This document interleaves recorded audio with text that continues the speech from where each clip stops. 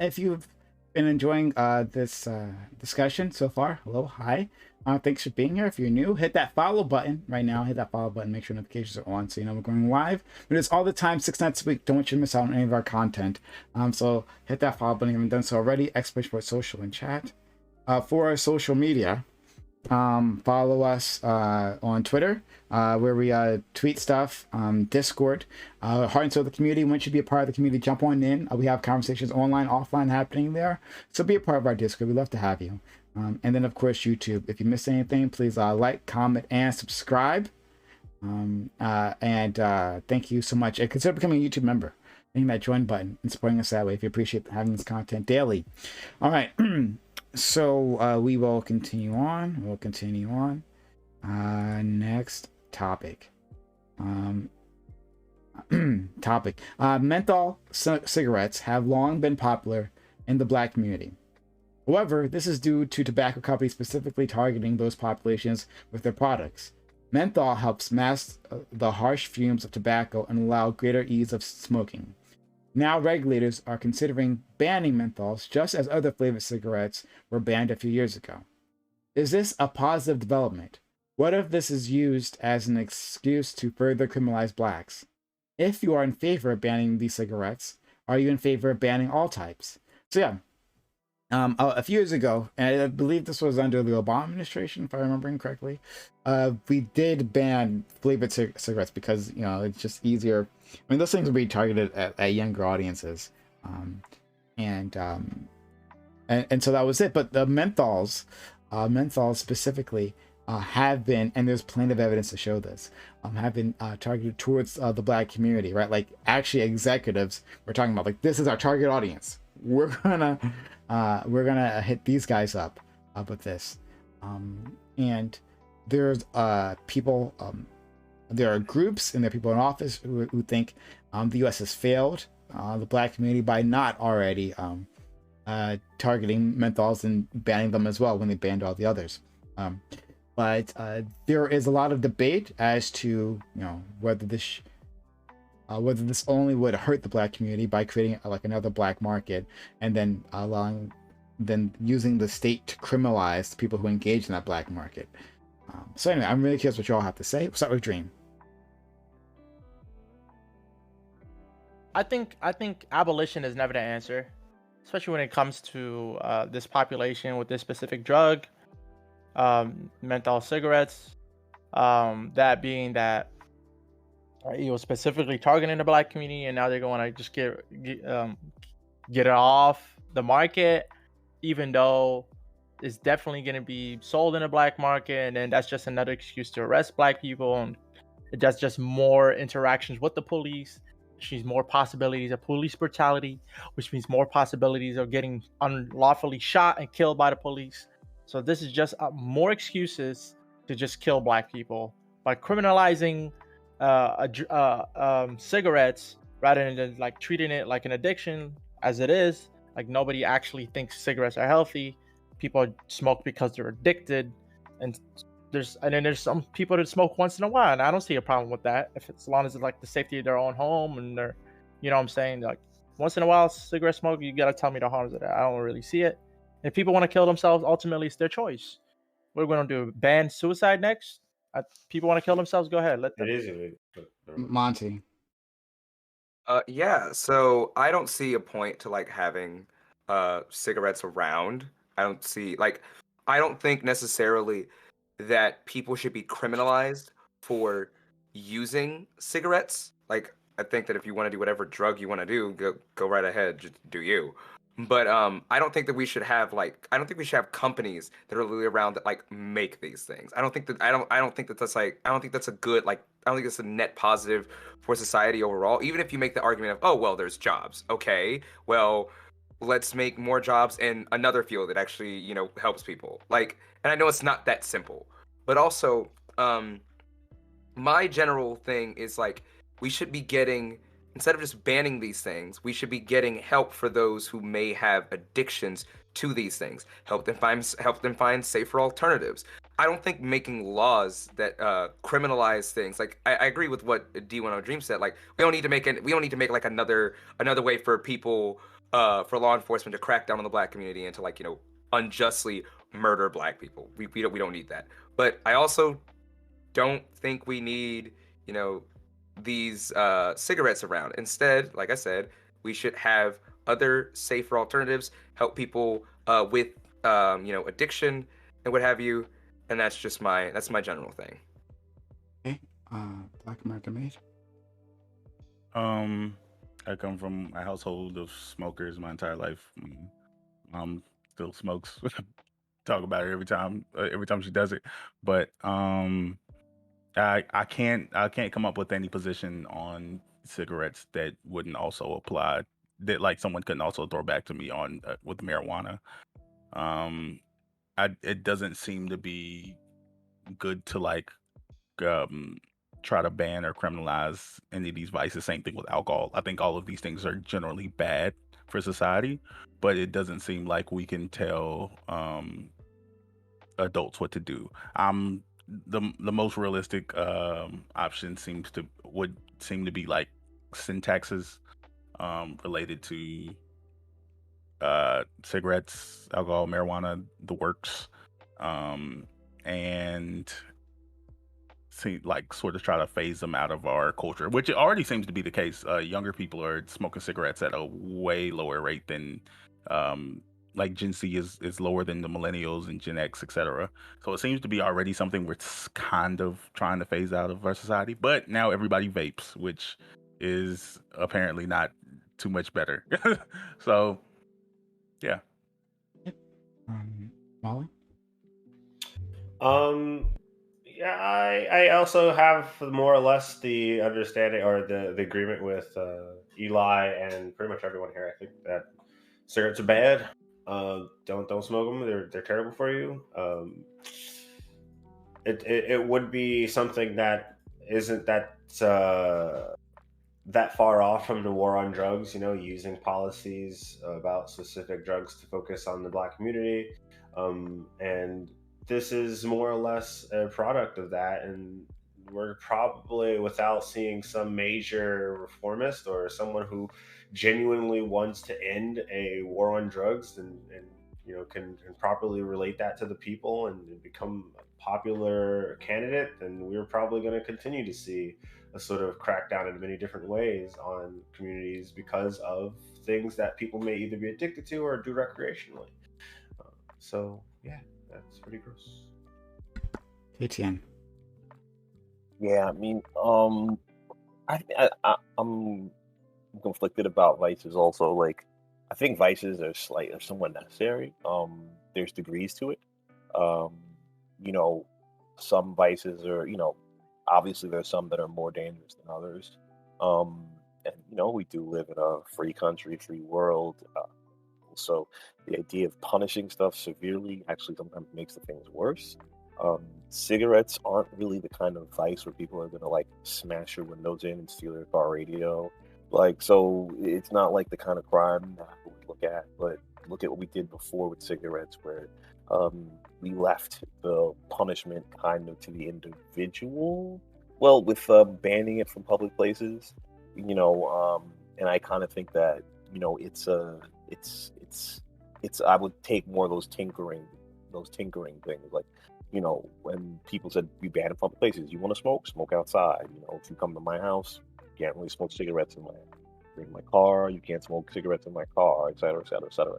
Things like that, because then at least it's not like, well, it's okay if you smoke cigarettes, just don't do it around me. Just it's one of leaves the situation, and if you want to damage your body, you want to damage yourself, go ahead, leave me out of it. So when it comes to vices, I kind of feel that it's like, am I really gonna make this problem worse than it already is when it's not harming anyone? Now, if the vices start harming people, then I can understand those arguments of we need to actually take effective measures. Okay. All right. Open to the panel. It was. I don't know. Like, I guess for people who are for, well, did anyone say all out banning? I guess Monty came the closest. With they shouldn't be like produced by companies legally. Yeah, Why like not? or Go ahead. well, Oh, here's the Eli, you thing. go first. Sorry. So here's the thing. I just don't. So I think that like if somebody wants to like roll their own cigarette just like they roll a joint or whatever, right? Like if you want to grow your own shit, fine. If you want to do that, fine. I mean, I guess it's slippery slope because what's the difference between like someone growing it in their windowsill or their backyard, kind of like with marijuana, and then eventually becoming like a cigarette and a tobacco company. I guess maybe like because I'm saying it could possibly Well, if have an everyone even can like Do do you it, know then how much like tobacco you gotta grow to like effectively grow? Like you There's need also like a I don't know. lot more to land. cigarettes than tobacco. Yeah. You Right, know what right, I right. mean? Yeah, and I was gonna get into that. Like maybe we should like instead of like maybe we should get rid of the addictive substances within cigarettes because it's not like the tobacco that's addictive, right? It's the nicotine that like that's addictive. It's That's not. why I It's said not. we need to, huh? It's. I was gonna say it's not even the nicotine that's the most harmful though. It's like But like 1,000 chemicals in there. yeah, and I was gonna get to that too. Like the nicotine and the other chemicals, like the nicotine is what gets you addicted, and then the other chemicals are what lead you to this slow, painful death. Like, maybe we could just get rid of that stuff, maybe, and then also implement social reform, social programs that can help rehabilitate people from their addiction.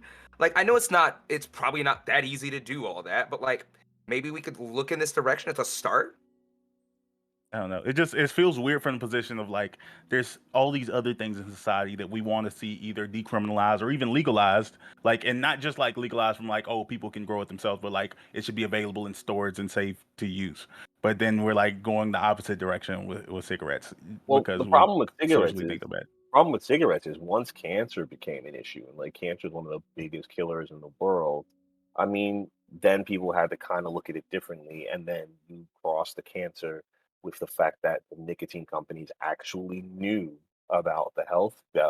You know, it's almost like the opioid epidemic. I mean, it's on the They Yeah. pack. did the research, they knew the problem, and they still kept on pushing the product out as a viable, as an acceptable vice, and even sexy vice. You know what I mean? Like cigarette commercials either made you manly or sexy.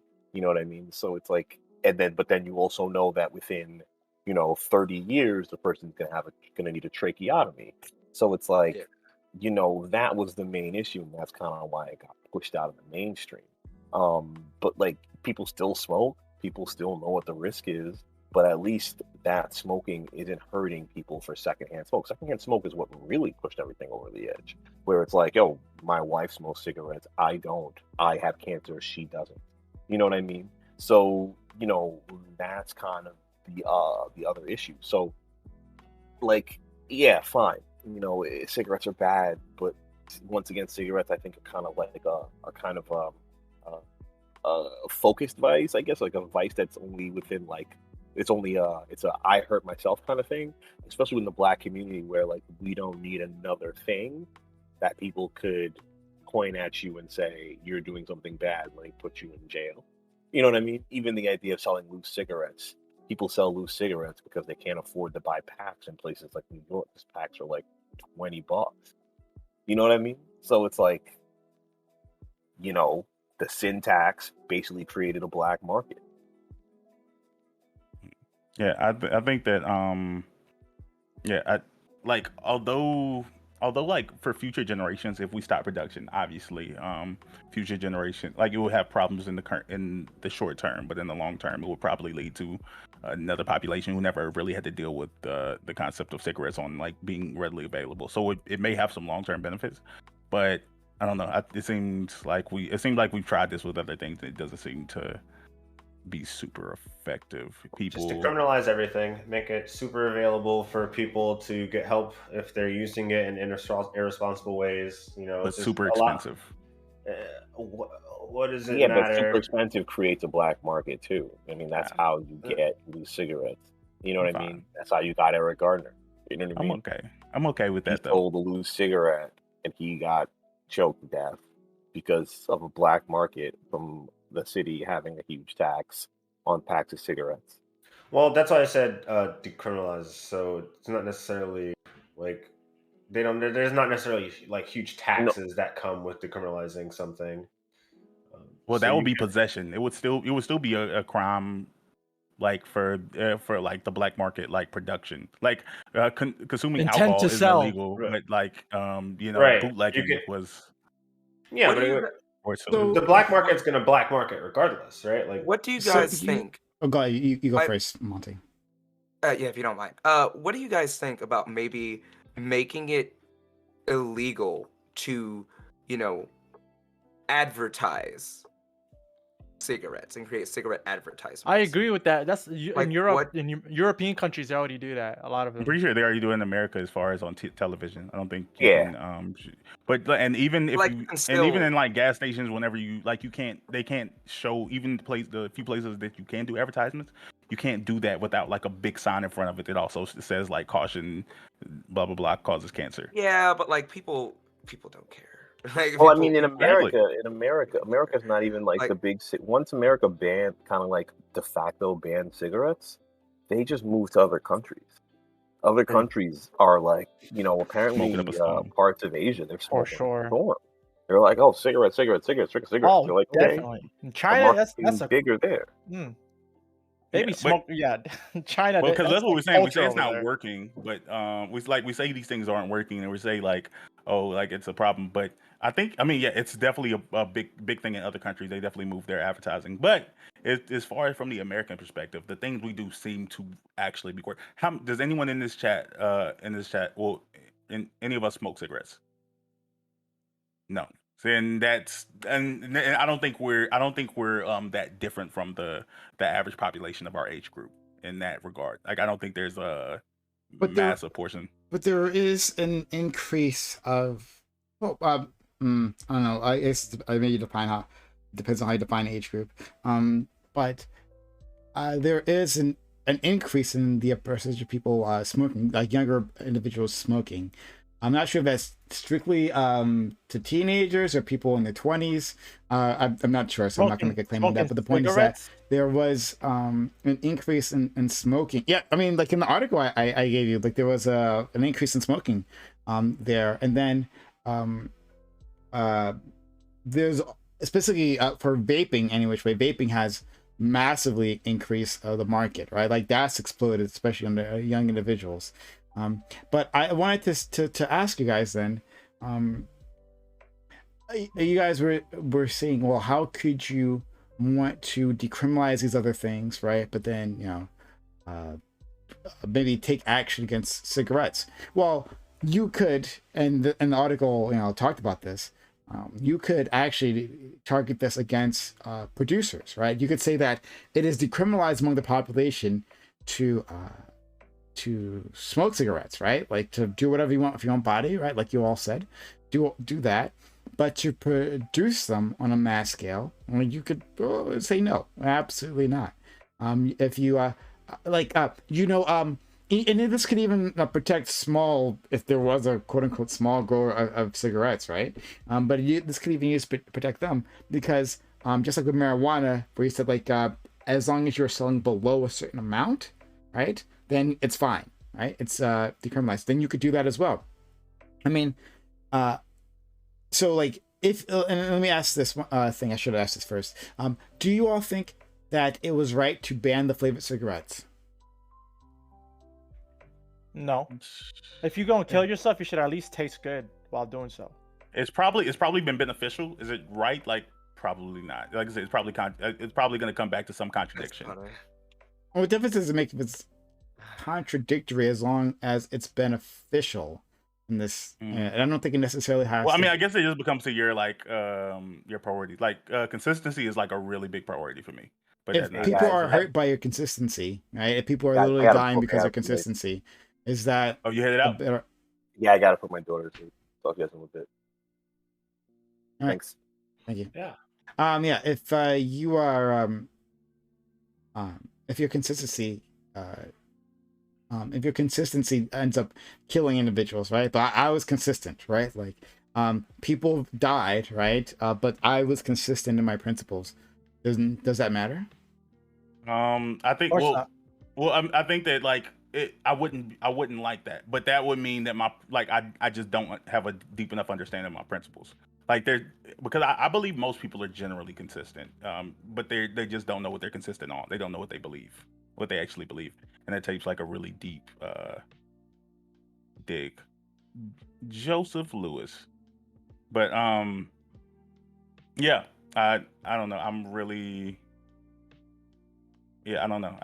I think that like I said, all of these things are equally bad to me. Well, not equally bad, but I think all of these things are really bad. I think alcohol is terrible for society.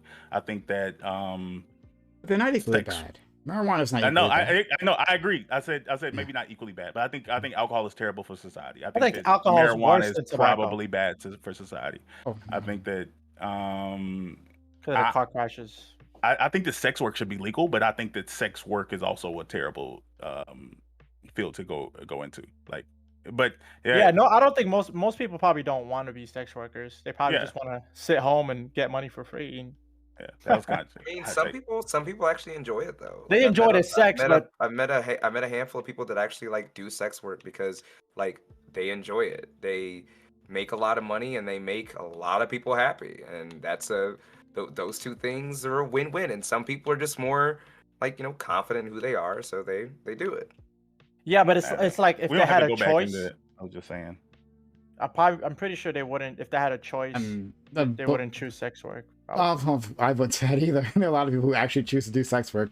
But that's No, I'm saying if they could just get free money and then have sex.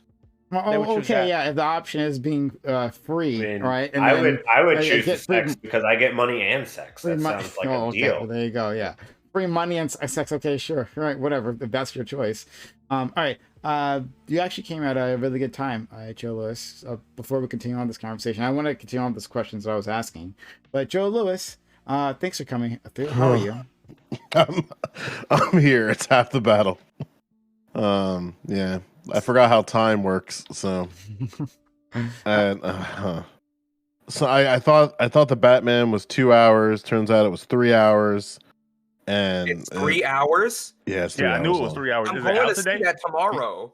Yeah, I had something in my head because like I had tickets for 5:45, and it's like, all right, I'm good. I'll be making it like right at the start of the panel, and then I was like 2 hours in. I was like, what the fuck is going on right now?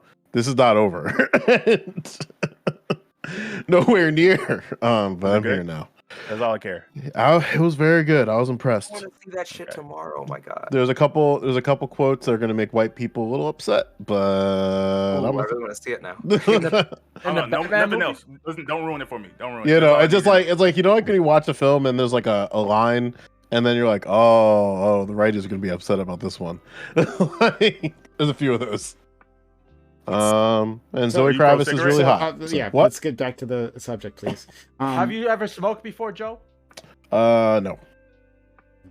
So, Are you pro cigarette? what are your thoughts on the topic? Your initial thoughts. Oh, we're on menthols. I thought we were on Ukraine. Yeah, it seems like there's a direct correlation between like your education level and your desire to smoke, and it's like the taper off is wild. Where it's like if you have an undergraduate degree, you're like, I think it's like the percentage share of smokers is like 6%, and it's like a crazy drop off where it's something like fucking like excuse me, like 35.3% of smokers with a GED, and then like when you go all the way to graduate degree, it's like 4%. So it seems like educational attainment level can be directly correlated to your proclivity to smoke. So maybe making people smarter is the way to do it. Obviously you can't legislate for that type of shit, but I think like very generally, banning menthols is probably the way to go at the very least. And some states have done it, right? Like we have limitations in Jersey on vaping, even though we didn't ban menthols outright. I think it's banned in California, I want to say. But I think more states should probably like adopt some type of language in banning menthols. That's surprising. Oh, really? So, okay. You want them to ban menthols. Okay, well, we were going to explore exactly that. So, do you think it should be just menthols or cigarettes in general? So, I mean, like, if you're banning one type, why not ban the rest? Wait, what was that one more time? Sorry, did you, maybe I missed what you said, but I thought you said that you're willing to ban menthols, correct? Yeah, I think at the very least there should be some type of language federally for the banning of like flavored liquids, menthols, and then heavy taxes on cigarettes. But Okay. not a lot of states want to go that Well, far. why do you want that to happen? Let's start there. Well, I mean, for the longest time, hasn't been like a science-based like approach to like figuring out and understanding addiction, and we pretty much have overwhelming evidence in terms of like what makes certain products addictive versus what they don't. But for some reason, once it comes to like hitting to from a legislative approach, like we have the evidence to say that like menthols are the problem, we should probably ban them, and then like you get some type of influence from whether it be tobacco companies and otherwise, and it sucks because they're already on record saying that they want to target Black people, poor people, and uneducated people, and it's like, okay, if they're saying this thing, we should probably look into this. But yeah, I think at the very least it's gonna be like a vary from state to state, but at the most for me, I think just like outright of menthols, especially for menthols and vape liquids. But like there might be some traction to that, but we'll see. All right, I don't know if I answered that question. Go ahead. Yeah, Black American Meat. Yeah, I don't know if anyone has the stats for this. But are Black people still like are we still overrepresented as cigarette smokers in the United States? Oh, we like, never as of were. 2020? Well, that's what I'm We saying. never were. That was bullshit. Yeah, white. It seems like smoking cigarettes is a very white thing. Which, I mean, not just a white thing, but like Yeah. it never seemed racially bound. It never seemed like, oh, cigarettes are for Black people. Except for when you were looking at the back of the like Jet magazine with the cools. Picture. Yeah, the CDC found that I think we're like fourth. I know the highest representation is somewhere in the 20% of Native Americans, or that's what they call it, like American Indian in the census. And then I think after that it's like non-Hispanic of like what they call like other race, like other races like mixed race and stuff like that. And then white people, then Black people. We're still like I think in like 14 to 15% in representation, which is still very high, but it's not like there isn't like this overrepresentation. There is, however, an overrepresentation of smokers in between the ages of 25 to 64. So it seems to be like if you can, That's huge. Not everybody. That's huge. That's huge. Like, yeah. So because it's like once you get to but then it's like 8% from 18 to 24. So it's like it doubles one after the point of 25.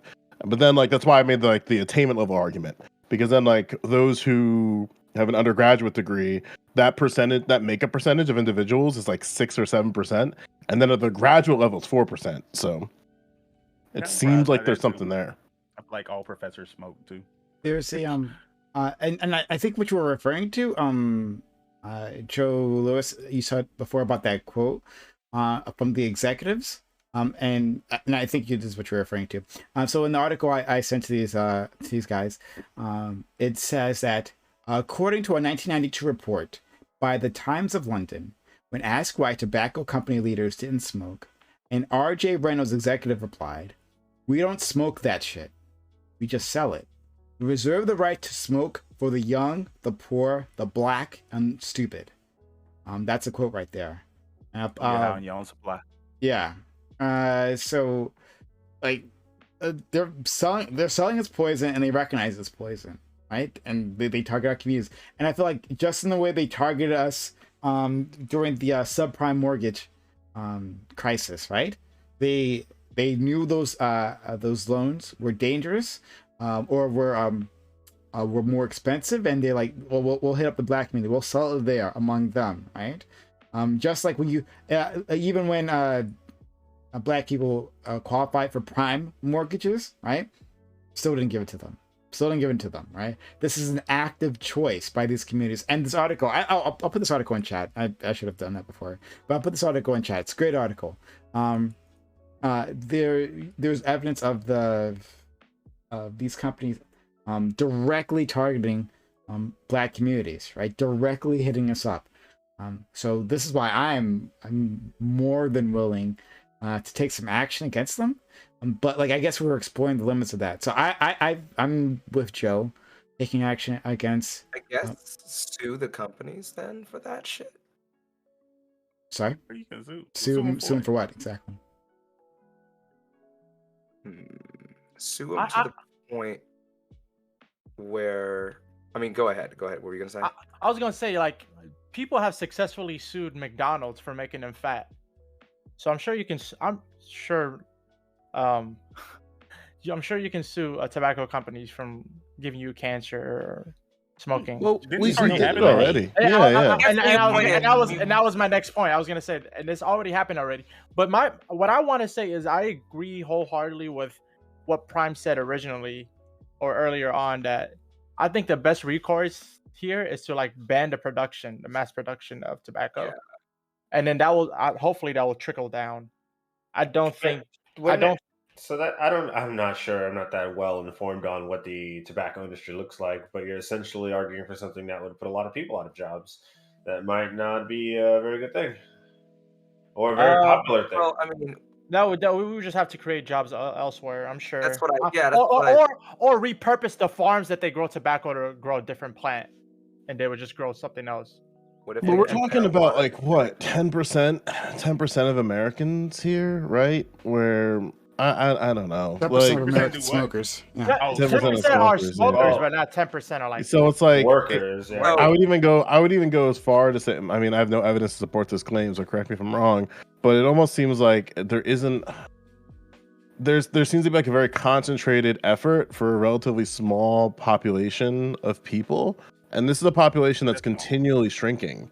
And I don't necessarily think like the jobs argument is that powerful, especially when we understand that like just from vaping alone, right? If you ever like use vape cigarettes, you're 5 times more likely to be test positive from COVID-19. That's crazy. So it's like, I think something that you could do is, if you're going to like legally like to have some options there, you could probably use COVID-19 in your arguments to say that like, hey, like despite the known risk factors of COVID-19 and despite the known risk factors of cigarettes, cigarette companies just did nothing in terms of like actually creating warnings on their labels, because they know if they do warnings, they're gonna not like have good outcomes. But Yeah, sure. The tobacco manufacturing is estimated to be around like 1.2 million workers, which is obviously not a lot of people, but that's a fair amount of people that's probably centered around a specific region that would be hurt by this. I don't care about the workers argument. I don't think because if you cut 1 million jobs to save, I don't know what, 250 million lives or 500 million lives worldwide, 34 million people. It's I'm 34 sure. million. Oh, I mean, in America, that's. Oh yeah, that's just in America. I was like, globally, like that number sounds sounds lowballing. I don't think Like- you can globally ban the sale or the production. That's why I said America. Well, yeah, I'm we're probably talking about America, but just generally speaking, like I don't think you make arguments for protecting jobs. I think those are always like the weakest of the arguments. My issue is, my issue still comes back to like the concept of like what we seem to take some pride in the concept of individual liberties, especially when it comes to adults being able to make consenting decisions. And I think that I don't like cigarettes, but I think we keep doing what we're doing because it seems like, whether we like it or not, it seems to be working. Like we all clown the DARE program and Champs and all these things, but it at least from a cigarette perspective, it seems to be working. Now, opioids and marijuana and alcohol, not so much. Did you say Yeah. Did you The say the DARE program was worked? yeah. I mean, if in terms of like the impact it has for like cigarettes Didn't over work. a generation, It didn't work. but no, it is. for cigarettes it did. For cigarettes it Yeah. did. It was everything else that DARE did that was just like Yeah. nah. Like I think that's the thing that kind of gets misrepresented about DARE. Like they can take the W and then like I think it's called the Truth Initiative. Mhm. Like those two groups can take the W when it comes to like curbing people from cigarettes, but there was also like a few things that were happening at the same time where people were understanding like, okay, well, smoking is a choice that you can make. The cigarettes have repercussions that affect beyond the individual smoker. Like we still are at, I think, like 500,000 individuals die annually of cigarette related illnesses. And then if we couple that where it's like, okay, an industry that has about 1 million workers and affects about 34 million people is glassing 500,000 people every year. That's probably an industry that's like we know the health risks there. To circle back, like, yeah, Dare and Truth were good in that regard. It was just like their approach of opiates, their approach of marijuana, their approach of pills and otherwise. Those things were not necessarily successful. The issue is everything they said about cigarettes, like even though they like tried to say as bad things as possible, everything they said about cigarettes was true. Everything, the stuff they said about everything else was like, it depends, results may vary. Like, well, I think like the science was, and we all grew up in an interesting time where like the science was progressively catching up with these things, especially with marijuana. We're now at the point where like we've pretty much socially accepted that in certain parameters and in certain circumstances, marijuana is fine. But then there's still like this push of like, well, we have to legislate this a bit more aggressively. And it's like, wait, hang on. We see the repercussions of aggressive legislation against this thing, which might lead to people maybe being apprehensive of legislation of cigarettes. Because if they look at cigarettes, they're like, we're just going to end up like no different than weed. And it's like, well, we can recognize the addictive properties of menthols as opposed to the addictive properties of weed. And in regards to the tobacco industry or whatever, I mean, in terms of subsidies, they get a fair amount of subsidies too. So a lot of these things, if we're planning on shutting down the tobacco industry, can just be taken and refunded towards other things, and hopefully particularly towards Black communities. Because cigarettes are bad. We should ban fucking tobacco. It should eventually be phased out of our culture in general. And the subsidy, I mean, that's a lot of money. $1.9 billion from 1995 to like 2022. Like that could be. I mean, that's a lot. That's a fair amount of change over a 30-year period. No. The largest it's been was in like pre-2000, which was like 300 billion. Now it's a little bit closer. I don't know. I just never imagined the tobacco industry to be highly subsidized. I mean, it could be true, but if anything, always seemed like the government, like that was one of the few industries that they like pushed back against. But maybe that's just from like a surface level. Oh, just to be clear, by the way, I don't know if someone mentioned it, but menthol is a flavor. It's not like a. How do I word this thought? Like, there's and I think it's mentioned in the article too. Where like there's an overrepresentation of African Americans smoking menthols, but then there's also like an overrepresentation of people smoking menthols. Period. It's like the last allowable flavored substance within cigarettes, where we like accepted all the other ones are bad, but then like this is the one where like they're really hanging on to, which obviously there's a lot of evidence to support why they might want to, but anyway. Whoa, I just looked it up. Menthol was already banned in Brazil, Canada, Ethiopia, Turkey, Moldova, European Union. All of EU banned menthol cigarettes. That's crazy. The UK and Massachusetts have banned menthol. Wow. Yep. Yeah. So again, if we are going to go so far as to ban menthols, and I'm fine with that. Like I don't think I think they are used to get people hooked, right? Make it easier to poison yourself through smoking, right? And I'm not against people necessarily poisoning themselves, right? But I am against an industry that has used its billions to target communities, right? To target children. I'm against this like powerful industry. Like the fact that people are using a drug is not a concern of mine, other than like I want to wean them off whatever drug that is. So the same as like cocaine or whatever, right? Not the fact that they're using it, whatever, right? But there is no industry of beyond like black market, but there's no above board industry that can use its power, not just on the streets, right? But like in the halls of Congress, right? Like that, like illegal drug trade doesn't have influence in Congress, but tobacco companies do, alcohol companies do, right? So in that case, I'm for destroying that industry to Oh, you wouldn't dismantle want it. that? You wouldn't want that. Like ideally, you wouldn't want there to be a level of like major industry for any current illegal substance. I would. Like you wouldn't want there to be a I don't know, massive marijuana co-op. Wait, why would you want it? Make billions. I'm asking Prime how he feels about these things. If okay. Wait, but Mhm. like, wait, I still think my question is important. Why would you want there to be this massive industry massive industries for there to be for addictive substances? Why? What's the purpose? Well, I mean, Are you saying marijuana is addictive? Well, not marijuana. Sorry, not marijuana. Well, I talking about include marijuana, but I was just saying, like, if it's a massive industry that contributes to the tax base, provides jobs for people, like yada yada, blase blase. Yeah, like we can still like again, like that's why I think that like you're not. I don't think we're gonna hit a place in America where we're gonna ban like cigars and cigarettes, but I do think we could at the very like Congress could do it and probably have support of it, where they could. Well, to be fair, it died the last time they introduced it.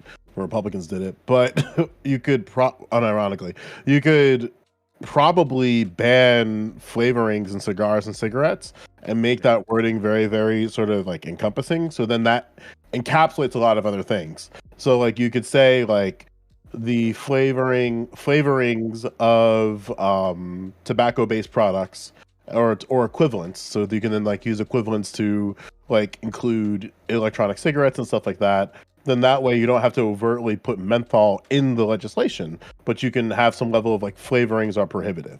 I do And have then, a. like, I think it's Yeah. bad, but I'm super. This is one place I'm not consistent. I smoke hookah, and that's. I was gonna definitely say, correct. how is that constitutional? Like America has a unique position where we're not like the EU and other countries where we have the freedom of expression. And I would say being able to smoke a cigarette, whatever flavor you want, is a freedom of your expression. I don't have to provide you access. well, I Right. mean, If you But- ban it, what are you talking about? yeah. Then you look at California, Massachusetts, my state, New York, Rhode Island. Like they You don't have banned. the expression Yeah, of cocaine yeah, either. like, Or yeah, meth. I'm, they- I'm like, just confused. How is that constitutional? I mean, they did how it. do you ban any drug? You- Why is you're not- meth illegal? Like you can't. You don't. They don't have to provide you access to Yeah, like like you can say no, like but you, an because- expression. Because you lose yourself when you're like under the influence of meth, and you don't lose yourself when you smoke a cigarette. That's not. You're not- That's not an argument. That's not. But that that's not is the an basis. argument. But that's not the basis for the law. Is well, that you lose would yourself. like you would have to make the argument, and this would be really hard to. Oh God, here I can smell the presence of not the lawyer Pisco. I think you'd probably have to make the argument that by restricting these flavors, it restricts individuals' rights to choose. But that's really, I don't think that has like a lot of it's an argument. Like it's an argument. Like I don't like get it twisted. Like that's an argument. But then like if you correlate it to other things that we know have like poor health outcomes, it's gonna get really, really bizarre. Because then like, okay, like would you make the same argument for like soda? Like we still have access to soda, but soda is something that like we know in excess can lead to poor outcomes, where for cigarettes it's pretty established, especially for menthol, that like the addictive properties in that are incredibly high. But I don't know, like it'd be a weird argument to make, I think. Here's Prime. Now, did you think about it's my just- question? I saw you were thinking about it for a second. I still want to answer that. Sure. Could you repeat your question, please? Yeah. Would you be against the concept of like any current illegal substance? So that means like, because I'm sure you are you for drug legalization or just decriminalization? And maybe that's the first part. I guess I know my answer for sex work, but in terms of drugs, now I'm blanking. Do I want decriminalized or legalized? I want maybe both, like, for the consumption. mm, Sorry, it's not my question to answer. I guess Yeah.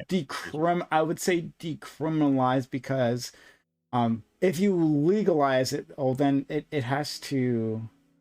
Um, if you legalize it, then there are going to be products that fall with outside of those legal limits, and then you could still be criminalizing a certain segment of the population. So when in terms of the consumption, decriminalizing them. When it comes to production, then I would say legalize, because we want regulations on productions.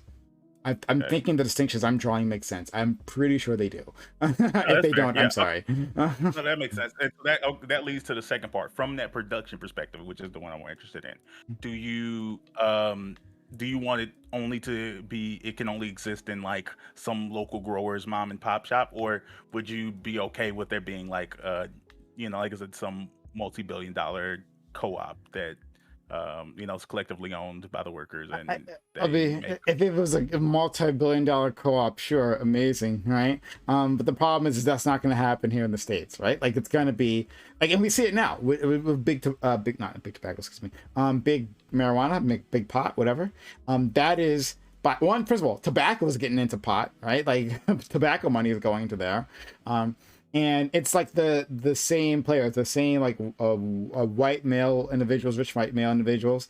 Like when decriminalization was starting to roll out, the dream was, okay, these minority communities that have been targeted by the drug war are going to be the ones to mainly profit from it, but that has not been the case, right? Sure. I'm just curious if you think that would be bad though, if it was like ideally like oh, there's a cocaine like factory, a crack factory, the crackery. A crackery. And they're in the stores and they're influencing. Well, I don't know about influencing Congress. Okay, so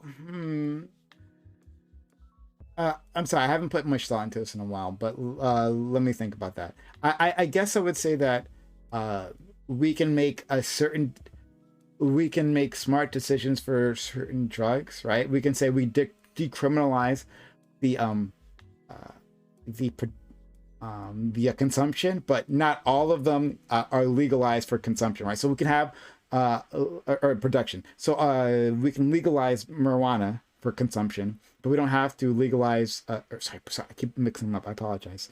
Legalize marijuana for production. Again, I'm sorry, but not cocaine for production. And we could say that you can't do that if you make cocaine or was it meth, right? like you can't have meth. Partners of the South anyway, we want to make sure they got enough money around to spread the wealth a little bit, buy it from them. That's the way we get it from the guy.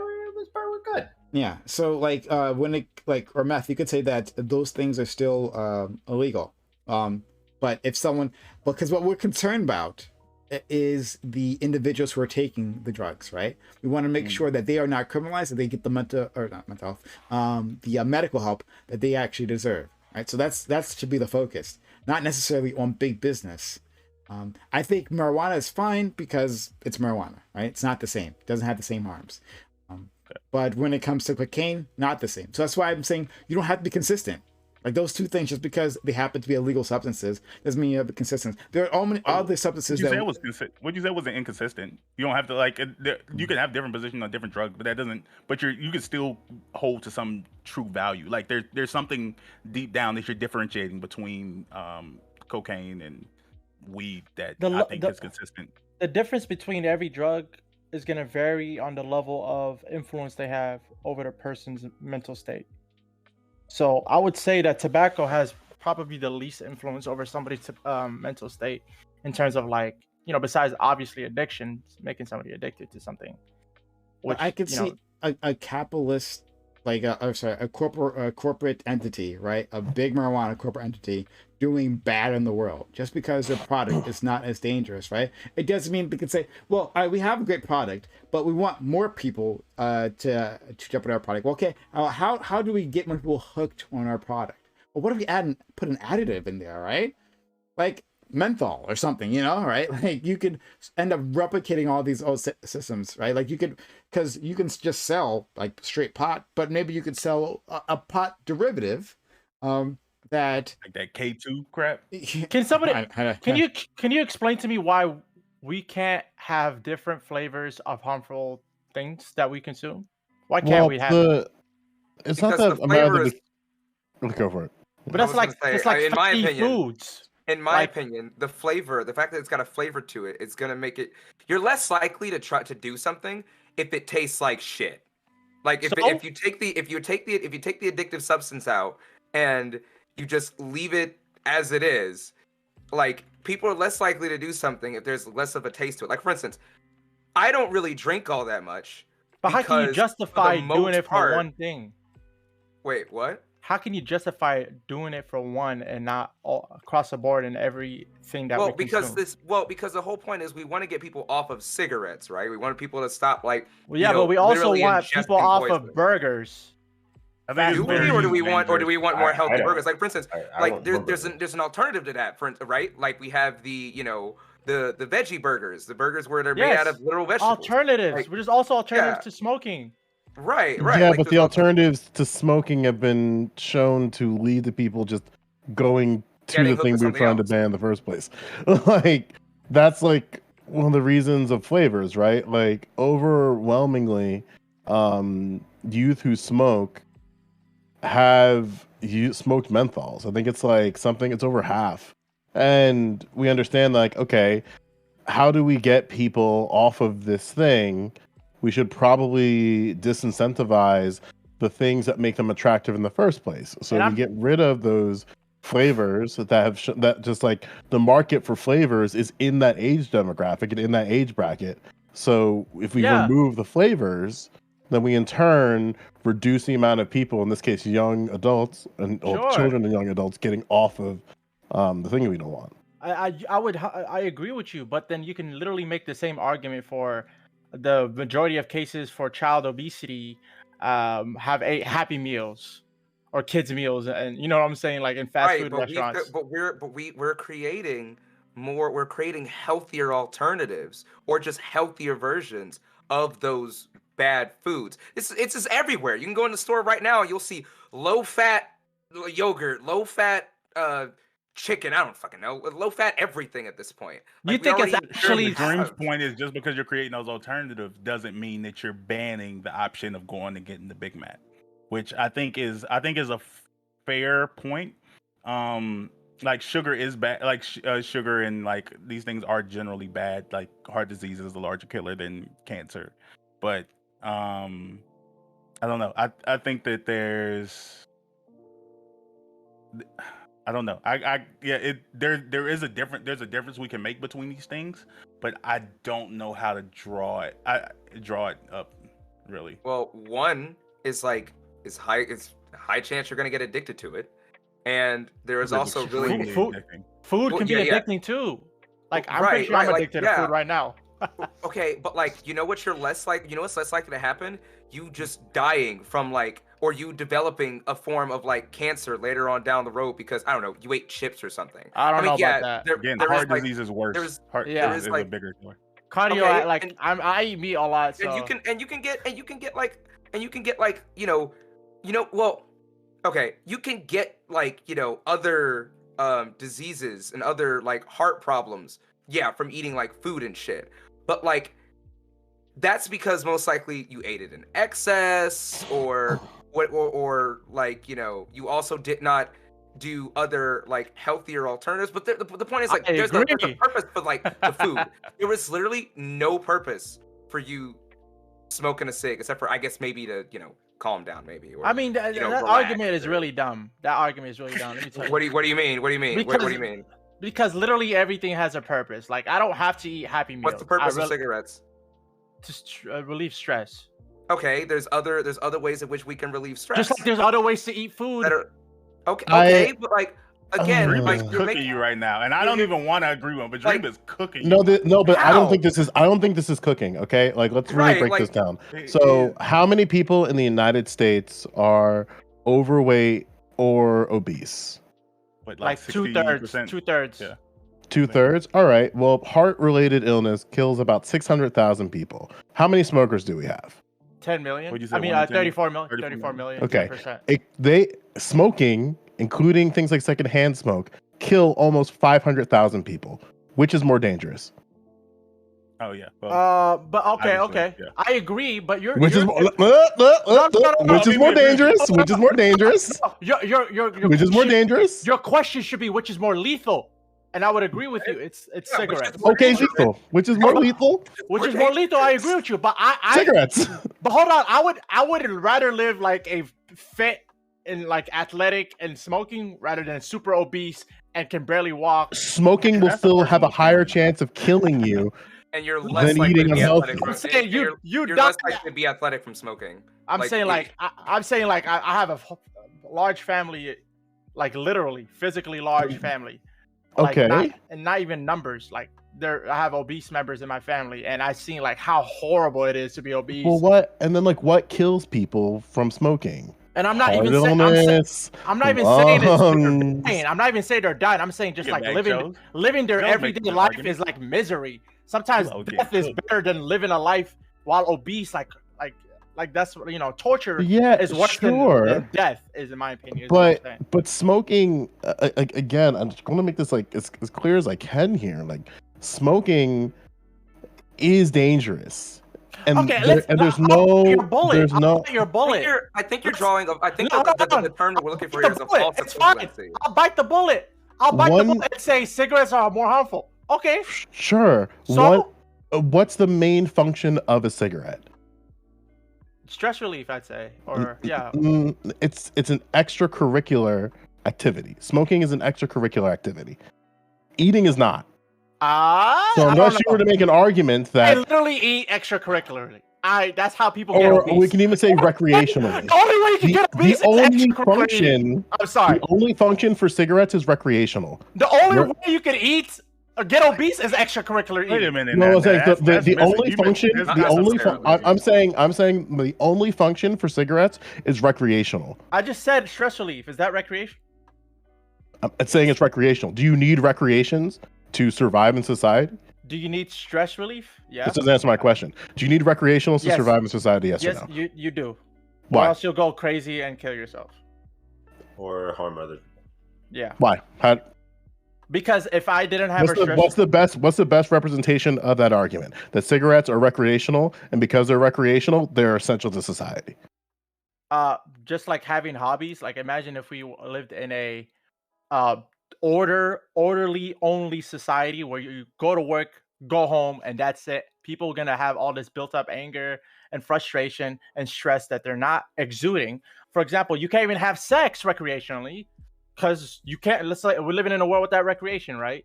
So you can't have sex Sure. recreation. You can only have sex for duty and having children and procreation. You can only go to work and come back home. You can't fight even recreationally. You're gonna be super stressed out, and all that stress is gonna manifest in anger and violence and harmful society. I think, and most importantly, mental health deterioration. You probably want to kill yourself. Like, what's I the don't point of think life? Dream's cooking right now, but I think what he's saying seems to be true from some matter of fact. Like, Sure, yeah. we all agree that like like you can't have a society where people only go to work and go home and like repeat this process and try to be as efficient as possible. Like governments understand that there has to be some stress relief does seem necessary to the human experience. Let me ask Dream this. So when you say that it's because like we need it for stress relief and everything, right? Again, are there not other forms of stress relief that I would agree with you. healthier for you? Like I said, agree. That's the same thing. That's my argument so with my- fast so mine- food. Yeah, I should make something a bit more clear. Like, my argument here and what I want is the banning of flavored cigarettes and flavored vapes. I don't care if people smoke. I care if people use menthol. Right, and I'm don't saying- make it easy on them. If you're gonna smoke, Why? you gotta take that. Okay, so like, But let's say we're only eating like super healthy kale and shit. Like, what's ban fast food? sure. So like, There's if- an argument I'll try this a different way. 80% of youth, I'm saying youth, 12 to 17, and nearly 75% of young adults, 18 to 25, reported that their first use of a tobacco product was flavored. If I were to ban the flavorings of these products, would that reduce that number? I feel Probably. like I feel like the way we're addressing the problem is wrong though, because it's not addressing why people end up getting addicted to these things because of the social issues that they may be going through. People don't just become like addicts for fun. They usually use it to fill some sort of gap, or they use it to, make up for something that has happened to them or something like that. Some sort of social, you can say, anxiety to get rid of those sorts of things. That's when people become addicted. It's also genetic. Well, it's also not just genetic. psychological. Yeah, Yeah, I'm about to say, yeah, yeah. It's not. Yeah, no, it's not just psychological, but that is a What? reason. That is a reason. Products targeted towards children. Wait, are and they young targeted adults. towards children, or they just happen to Targeted be towards appealing children. to children? Definitely targeted. Definitely Overtly targeted, Yeah, and they admitted overtly. to it multiple times Yeah, it's overtly targeted towards children. in committees all over the United States Then, at the federal level. They yeah, we that- know this is as truth. so that yeah, they that should targeted be this that should be demographic illegal. Then you using shouldn't be able to do that. flavors. But to ban it altogether seems like we said. Why would we do it with this and not other things? Like if We you're can going walk to and chew make, gum at the same time. No, we can't. I'm- We can Yeah. only stand still. We can only stand still and chew gum. Okay. What are you talking about? It's a Okay. joke. It's a That's joke. a- Yeah, yeah. Oh, For instance, Okay, like the I fell point for that I'm it, trying to okay. make is that if it's reported that the first tobacco product that individuals in this age demographic that I want to have stop smoking was flavored, it seems pretty straightforward to say, hey, we should probably ban flavors, because if we ban flavors, it's going to lead to less people smoking. And there is studies to support this. I'll put one in chat. Like we understand like the problems with menthols, and we understand that menthol is incredibly addictive. But it always seems I like agree with when you. it comes to like banning menthols, which is the only allowed flavor left in cigarettes, it's like, maybe we shouldn't do that because of variety. Like the industry already doesn't have variety for cigarettes. It's I just agree with- menthols. It's maybe I'm being too extreme with like fast food, but we can maybe go something similar like wine coolers or like juice flavored alcohol that looks like super bubbly, and like sodas that kids can drink as well, or you know what I'm saying? But the industry doesn't target these people with those flavors. So we could just Okay, So if it's you said okay. the cigarettes doesn't, I feel like alcohol is definitely like, It doesn't. oh man, It this doesn't. party is It doesn't. It doesn't. Strawberritas. It's No, overtly clear in their advertising who they're targeting, and they made it clear that they don't target children. But I'm saying like I've watched I just don't see the difference. when I go to a drugstore or alcohol store, and I see like all these colorful bottles of alcohol, Mhm. I can definitely see how an underage kid can be like, oh look, that's a cool bottle. Why not drink that? Sure, you know but what I'm we've saying? age restricted out people going into these places and purchasing it. For cigarettes, we haven't done that. It's like a corner store. What are you talking about? Wait, no, you can't. What are you talking about? I can't just. I have to show in an the ID state when I of go New get- Jersey, in the state of New It's the same thing Jersey, with- depends on the in the state. state of New Jersey, if you are under the age of 18 or presumed to be under the age of 18, they can ID you. It's Of like And course, kick you out. that's That's like with cigarettes and Yeah. like, No, no. wait, Cigarettes you can buy cigarettes are- with no ID? No. You're missing my point here. Is that we've created a place for people to purchase and consume a product and age restricted it. Cigarettes have the luxury of being in multiple use facilities so that they can be overtly targeting individuals through advertising and like the presentation of products in open What's a- area. what's- When I say open what's a- area, like not age restricted areas. Well, Like, but then I alcohol mean, is a convenience hold store. on. Alcohol I is was in about to say beer, Safeway. yeah. It's in like grocery Liquor stores. stores. Again, I'm in Yeah. a state that doesn't have that. It's banned in New Jersey. You cannot have liquor stores in the same capacity as grocery stores. We don't have that. Yeah, do you mean? like No, I no, said, I'm that's talking the state about like liquor a- stores, but you can go to a gas station and get a beer. Not in New Jersey. Really? What about a supermarket? You telling me like, This Not you a don't got, beer? like you don't got like a Publix or Nope. Safeway over there? Nope. Doesn't have any You have to go wine, to a liquor your store. Walmart. You need a liquor license to purchase and sell liquor. Well, Or that's to like sell liquor. All alcohol or specifically liquor? Just all alcohol. Cigarettes don't have that. That So is so interesting. Huh. yeah. So you're saying we should do that with cigarettes? Is that what you're saying? No, we just had to understand that like like this is where like I guess I should have prefaced that from the start. Like this is where my argument kind of comes from, is that like I'm from a state that's like created a clear separation Yeah, between you're these saying things. This could be a federal. Yeah, Like, yeah. it should But be but at the same time, like I recognize that hey, cigarette companies have found a way to get people, in this case young adults, in the game without having to play the game at all. Whereas like, okay, if we make this thing look appealing and we make this thing look attractive, we're gonna get people looking at like, oh, what is that? Where you don't have that with alcohol in my state, for instance. So like, it doesn't matter how pretty you make the bottle. Like the individual selling the product has an obligation to ID people who they believe to be minors. And some are like, and again, like, is it possible to get like alcohol in my state as a minor? Yes, you're gonna have shady ass places that do this, but it's much more difficult. Thinking of it from like a kid's point of view, you're telling like, because kids are always being bombarded by how they should only eat healthy foods and stuff like that, or they should try to watch what they eat. And then at the same time, they're gonna be told, we're gonna be banning this like flavored cigarette. But they were like, well, hold on. But you're saying that, oh, okay, I have to watch what I eat. And like teaching them responsibility doesn't mean eliminating the choice from doing harm. You understand what I'm saying? Sure, but we've accepted that we can take things off the board socially by like stigmatizing it. Like the only like I agree, stigmatize it. I'm not saying right, don't but we have to stigmatize it. We have to stigmatize it and legislate it. like some issues. Let me rephrase that, because some issues are going to need legislation and social stigmatization to get rid of it. Other things are going to need. I don't want to get rid of it. That's the thing.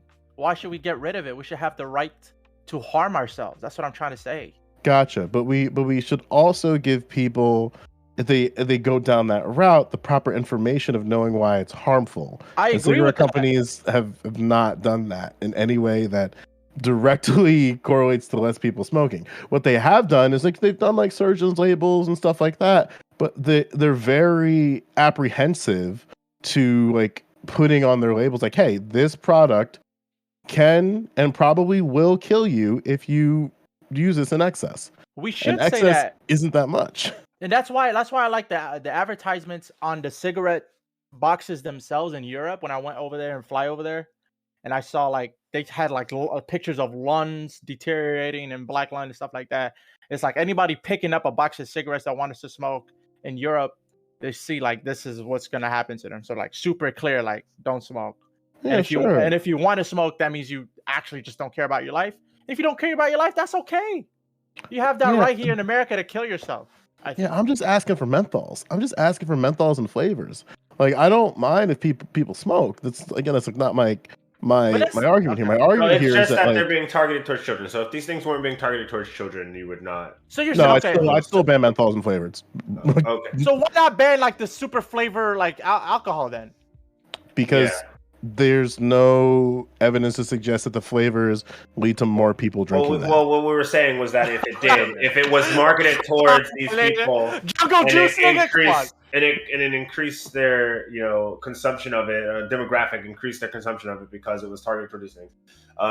You're saying that there's no evidence to suggest that there's none of that for alcohol, but I mean, that's arguable considering the packaging, much like the other industry that you mentioned, the tobacco industry, would also have those same things. This is not like that sort of marketing isn't exclusive to the tobacco industry. There are definitely other industries that use visual stimulation in order to attract people of certain demographics to things.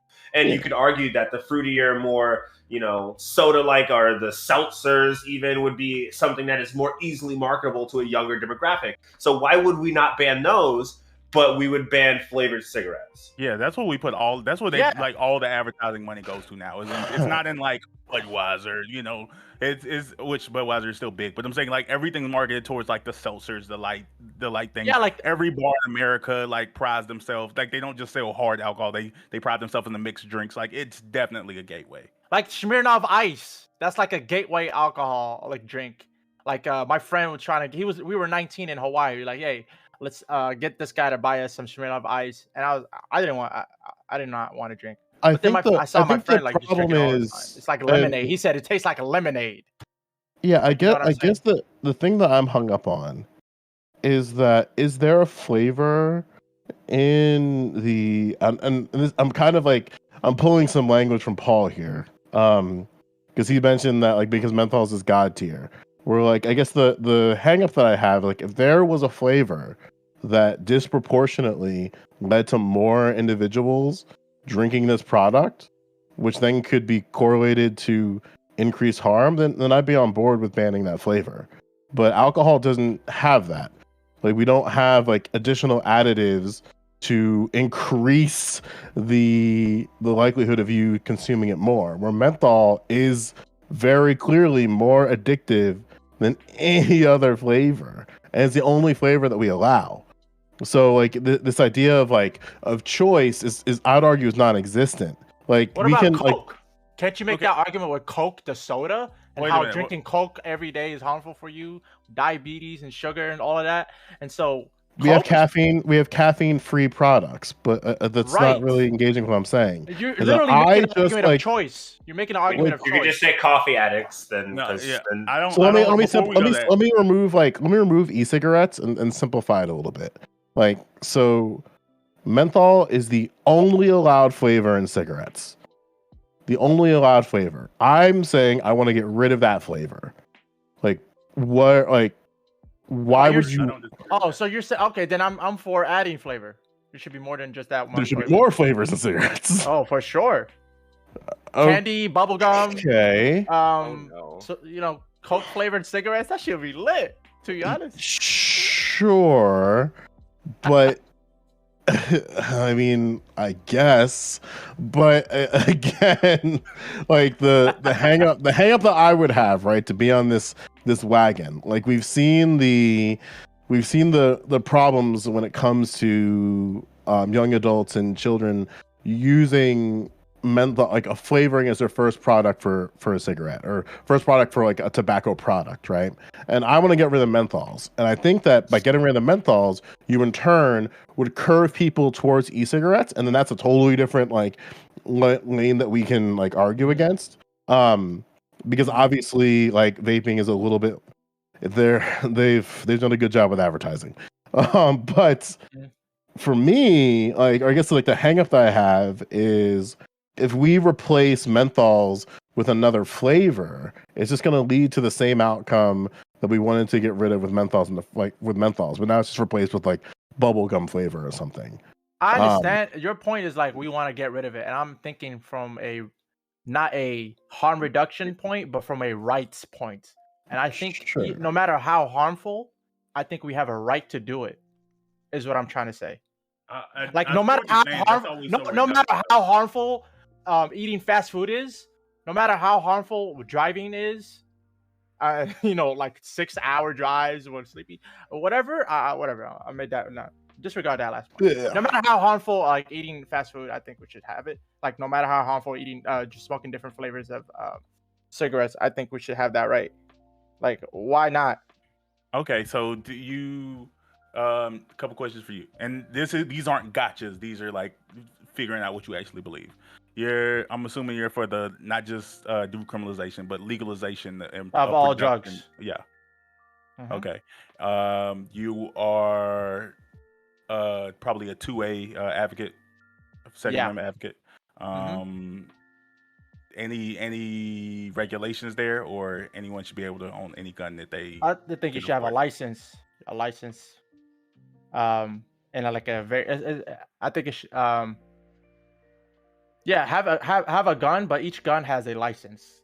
In terms of like each gun has their own specific license, kind of like how in vehicles we have a motorcycle license, regular car license, truck license, so stuff like that. I get you. Okay.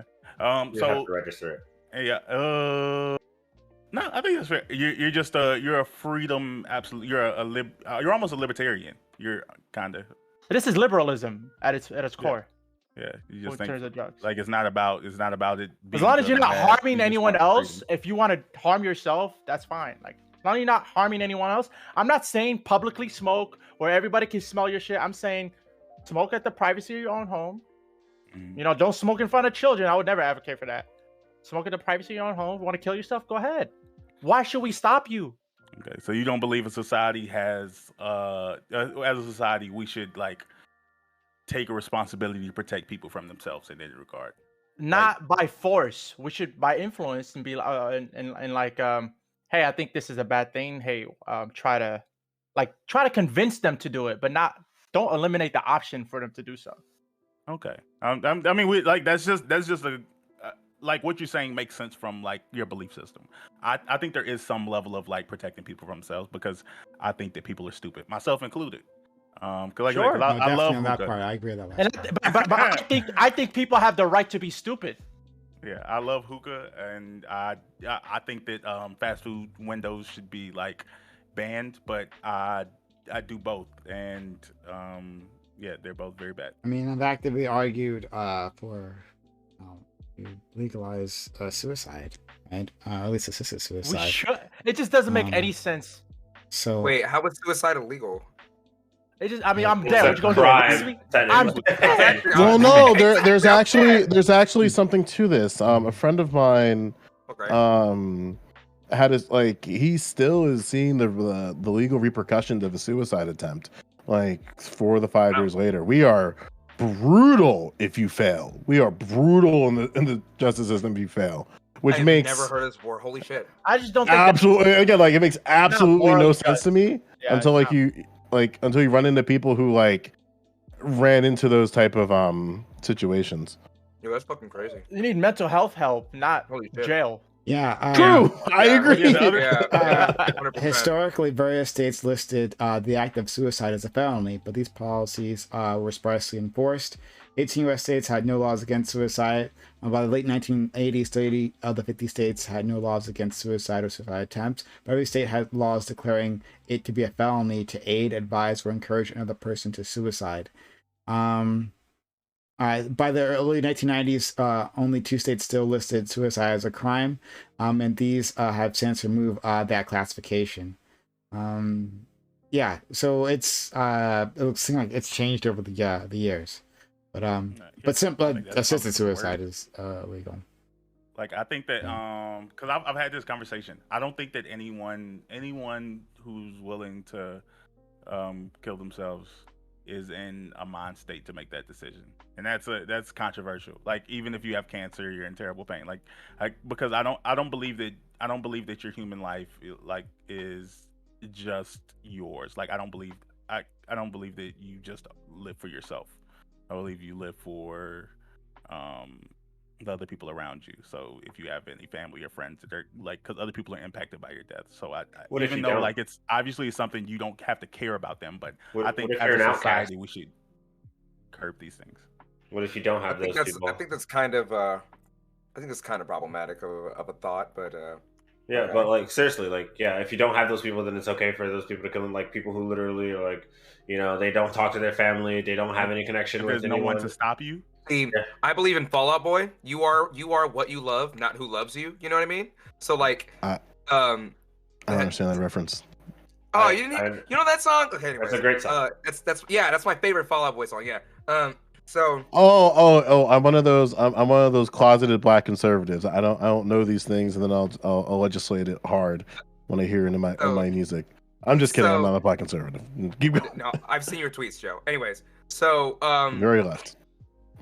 so the thing is like that. I feel like, no offense, man, but I feel like that way of like framing, suicide and like the mental health behind it is kind of problematic, and like it's the same kind of thing that like a lot of people who have like any sort of mental health condition that could lead to suicide, that kind of talk is a lot of stuff that they really dislike, because the whole point of the reason why they're committing suicide is because their life at that point doesn't seem like it's worth it to them, because they're the ones living it. And I get it. Huh? And I'm calling that irrational. Like, yeah, I don't think that's irrational. I think instead, like, yeah, I do agree. Like, we need to help these people get the help that they need. But like, it's more along the lines of it basically the whole idea of, oh, you're living for other people, not just yourself. That's like, I feel like it's one of the worst things you could tell somebody, because like they already feel like there's no point of them living like that for themselves, but they want to live for themselves, but they don't feel like there's any point to it. But that's that's. I know. I feeling hear we're what being you're saying. unpopular. I just don't. I think there's like I'm not gonna make the bad argument of like, oh, it gets better, life is great. Everyone's life Yeah, and I'm not isn't saying you're great. making that argument. Yeah. But I'm just saying before people like think that I'm like coming from the conservative perspective, like life is great, they just have to figure it out. No, Like no. there are people who come from like there's I people feel who where live you're in bad coming from. situations, and there's people who live in like a mental mind state. People who suffer from like constant depression, whose life like does sort of exist on a lower tier of like happiness. Like you're not gonna like life might not be super happy for you, but yeah, I just don't think that as I don't think humans are exist for ourselves. Like I don't even believe in that we make decisions for ourselves. But that's a whole different conversation. But I think we don't just exist solely for ourselves. Determinists. We exist like yeah, like for the concept of people around people who care about you. And to answer Jamali's point, if there is no one to care about you or stop you, like I still think it's bad, but then you're in a situation where there was no one to care about you or stop you. So it seems like there is nothing that could be done. But like if there Ben, is you're anyone saying, else that wants to stop you, I think they should be able to. yeah, Ben, you're saying something along the lines of like, in terms of your statement, that why, like, I guess I'm getting the vibe where it seems like you apply it differently to different situations. And when I say differently, like there's the overarching idea, and then how that idea applies to a certain situation. Is that a fair representation? Oh yeah. If could you name a situation that's an exception? Absolutely, I'm positive you could. Where it's like for me, right? I'm not gonna go Coomer on this. I'll just keep it serious. Where like I think that we have an obligation for the preservation of life for ourselves and others. And that's kind of where I am on cigarettes, but I'd apply it a little bit more differently with something like self-harm and suicide. I apply a little bit differently when it comes to like COVID-19 and health regulations, where it's like my overall point is that, like I want to like preserve like respect of life for yourself and respect of life towards others.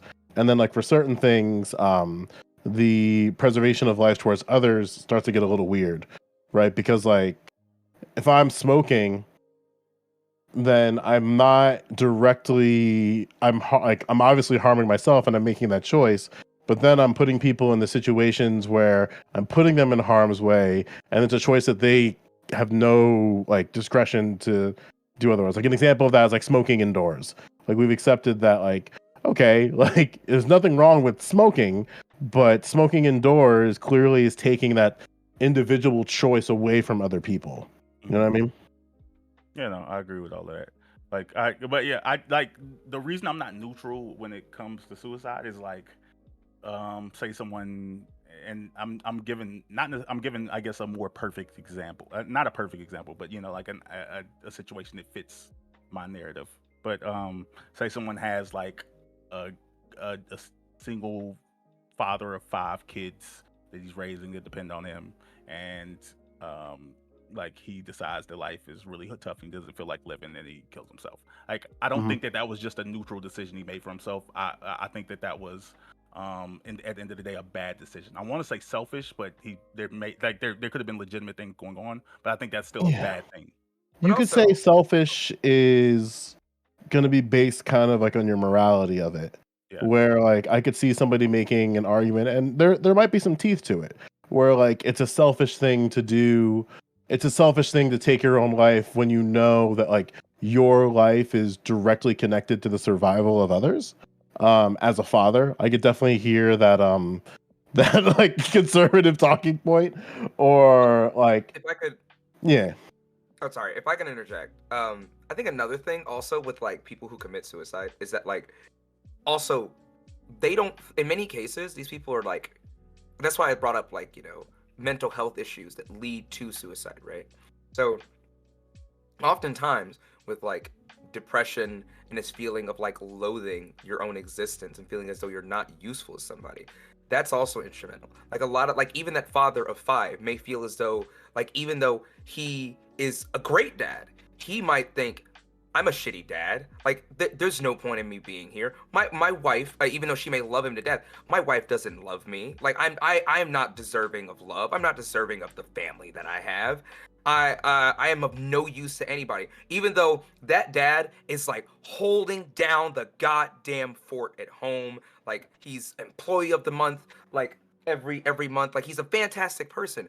But like in many cases, a lot of people who do commit suicide don't feel as though they have any worth to anyone else. Yeah, and I consider In those many thoughts cases. irrational, and they need to be protected from themselves.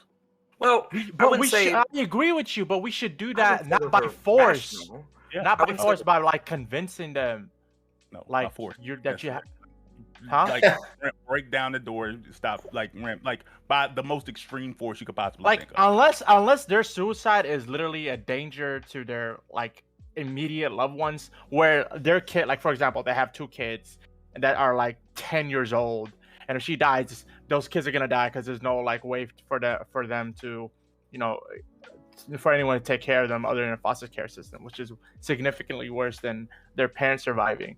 So like unless that specific situation is happening, then I don't see why you can't kill yourself. Let's say like you're 60 years old and you just don't really want to live anymore. Like why Yeah, should we want them? Why should we stop them? Well, Man, there's the point? It's just, I mean, I can't tell you. I like what I'm saying is something that I could never apply to the rest of society. You're allowed to feel how you want to feel about this, but I'm just telling you, like, I don't think that people should. But you have that. to. But what's the reason behind it? You're just saying I don't think, but why? What kind of existence is worth living if you loathe that existence and if you loathe that you're like Not about you. I Exactly. can only imagine. That's what I'm saying. But like, imagine it is. But imagine like you have. Let's say you're a loner. So you're saying as long as you have like family and friends, don't kill yourself. But so you're saying if you're a loner, it's okay to kill yourself, according to you, Bev? If someone's going to be impacted by your death, and I use impacted very broadly, like the idea of like, oh yeah, that was my neighbor, like his suicide Why? really- Who like, cares about your neighbor? You barely talk to each other. All you say is hi. Who cares? You're gonna move. You keep missing my Yeah. point. I don't care about how you feel about it. It's not about you as an individual. It's I not, I know it's But not again, about me. I'm everyone saying, else- why do you care? That's what I'm saying. Why do you care if your neighbor's impacted as little as, oh man, I missed his highs? like Has- Is that like why is that little impact strong enough to force people not to kill themselves? because I believe about life is more valuable than is too valuable for that. That's I a don't think- circular argument. That's a circular. well, that's I think what Bam might want, and not again, Bam, you saved me during that white boy discourse. I don't want to split the seas too far here. Like I think something, because I'm kind of with you on it, but I'm maybe on a different angle, where I think that we need to do a better job. This is gonna sound so fucking platitudes, and I hate this shit. But like, I think we need to do a better job as a society to show people that their worth is important. And I think, 100%. yeah, I think Yeah. something a dream is knocking to That is- is the because of the oh god, here comes anarchist Joe. Like because of the conditions that we're put under, we're kind of disincentivized to care about others in a way that's empathetic. So it's like, well, like if I'm having, like if I know that my neighbor is having like a really tough go at it, and I observe this through like seeing their conditions deteriorate, I feel like it's kind of selfish to not want to like check in, not to, I don't want to say intervene, but just like to check in. And it's like, hey, you know, like I am no, like, hey, like you haven't cut your grass in a couple months now. Like, is everything okay? Like, I haven't seen you like walk your dog in a couple weeks. Is everything all right? And I think something that we do as a society is like kind of separate ourselves from those types of situations. And again, I'm personalizing the shit out of this because I had this very similar experience with my neighbor who took his life, where it's like I could see and observe his material conditions deteriorate, and like no one in my neighborhood did anything. We just kind of watched it happen. They're like, oh, like I hope everything's okay. It's like, Right. you know, sometimes people need like a reminder that not Right. only like they exist, but other people exist as well. You know. I agree with that. We need a stronger sense of community because, like, we do. like we're Yeah, we do. in my country, like in Morocco, I just feel that stronger sense of community. Like, I think maybe Well- like urban life has like distorted people's, like we're so much closer to each other in terms of like what's it called, density, but we feel so isolated. like at the So- same time. We're I was laughing at what you're saying, We're an individualistic country, though. Like culturally speaking, if there's like one Right, thing, and so I think what's that's a American problem. culture? It's of course. Yeah. I'm not agreeing with you, but like what you're asking for is a complete culture shift in how we view how Yeah. people should interact on a very fundamental level in this country, Well, which is not No, as I'm much just- of hard thing. I- overall community, So what- with but the I'm not even- exception It's of just- when there's like it's just an a attack on diagnosis. It's just a diagnosis. I'm not saying there's a solution or anything like that. I'm just saying that is one factor of the problem, is that people feel alone because of the individualism that we have as a core idea in this nation. I think we kind of do both, right? And Yeah. I think you might agree with me here, Jamali, where it's like we start out really caring about not only ourselves but others.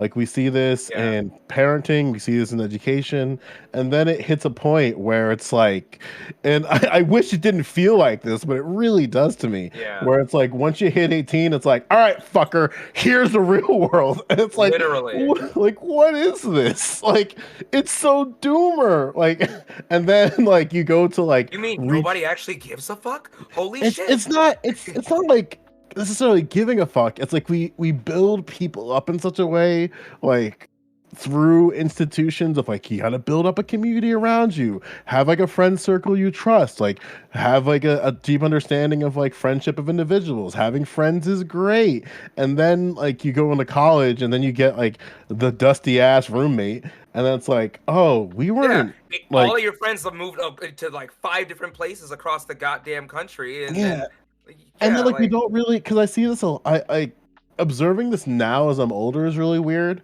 Like we don't really give young adults the tools to ask the question of like, how do I navigate around other people? And it sounds like kind of hyperbolic to say, but it's like not only people that you like, but people that you dislike.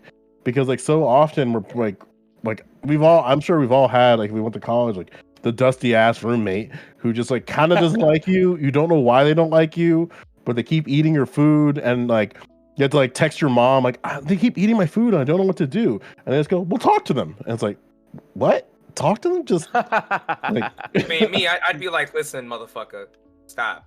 Stop the cap. You eat another. No, I would.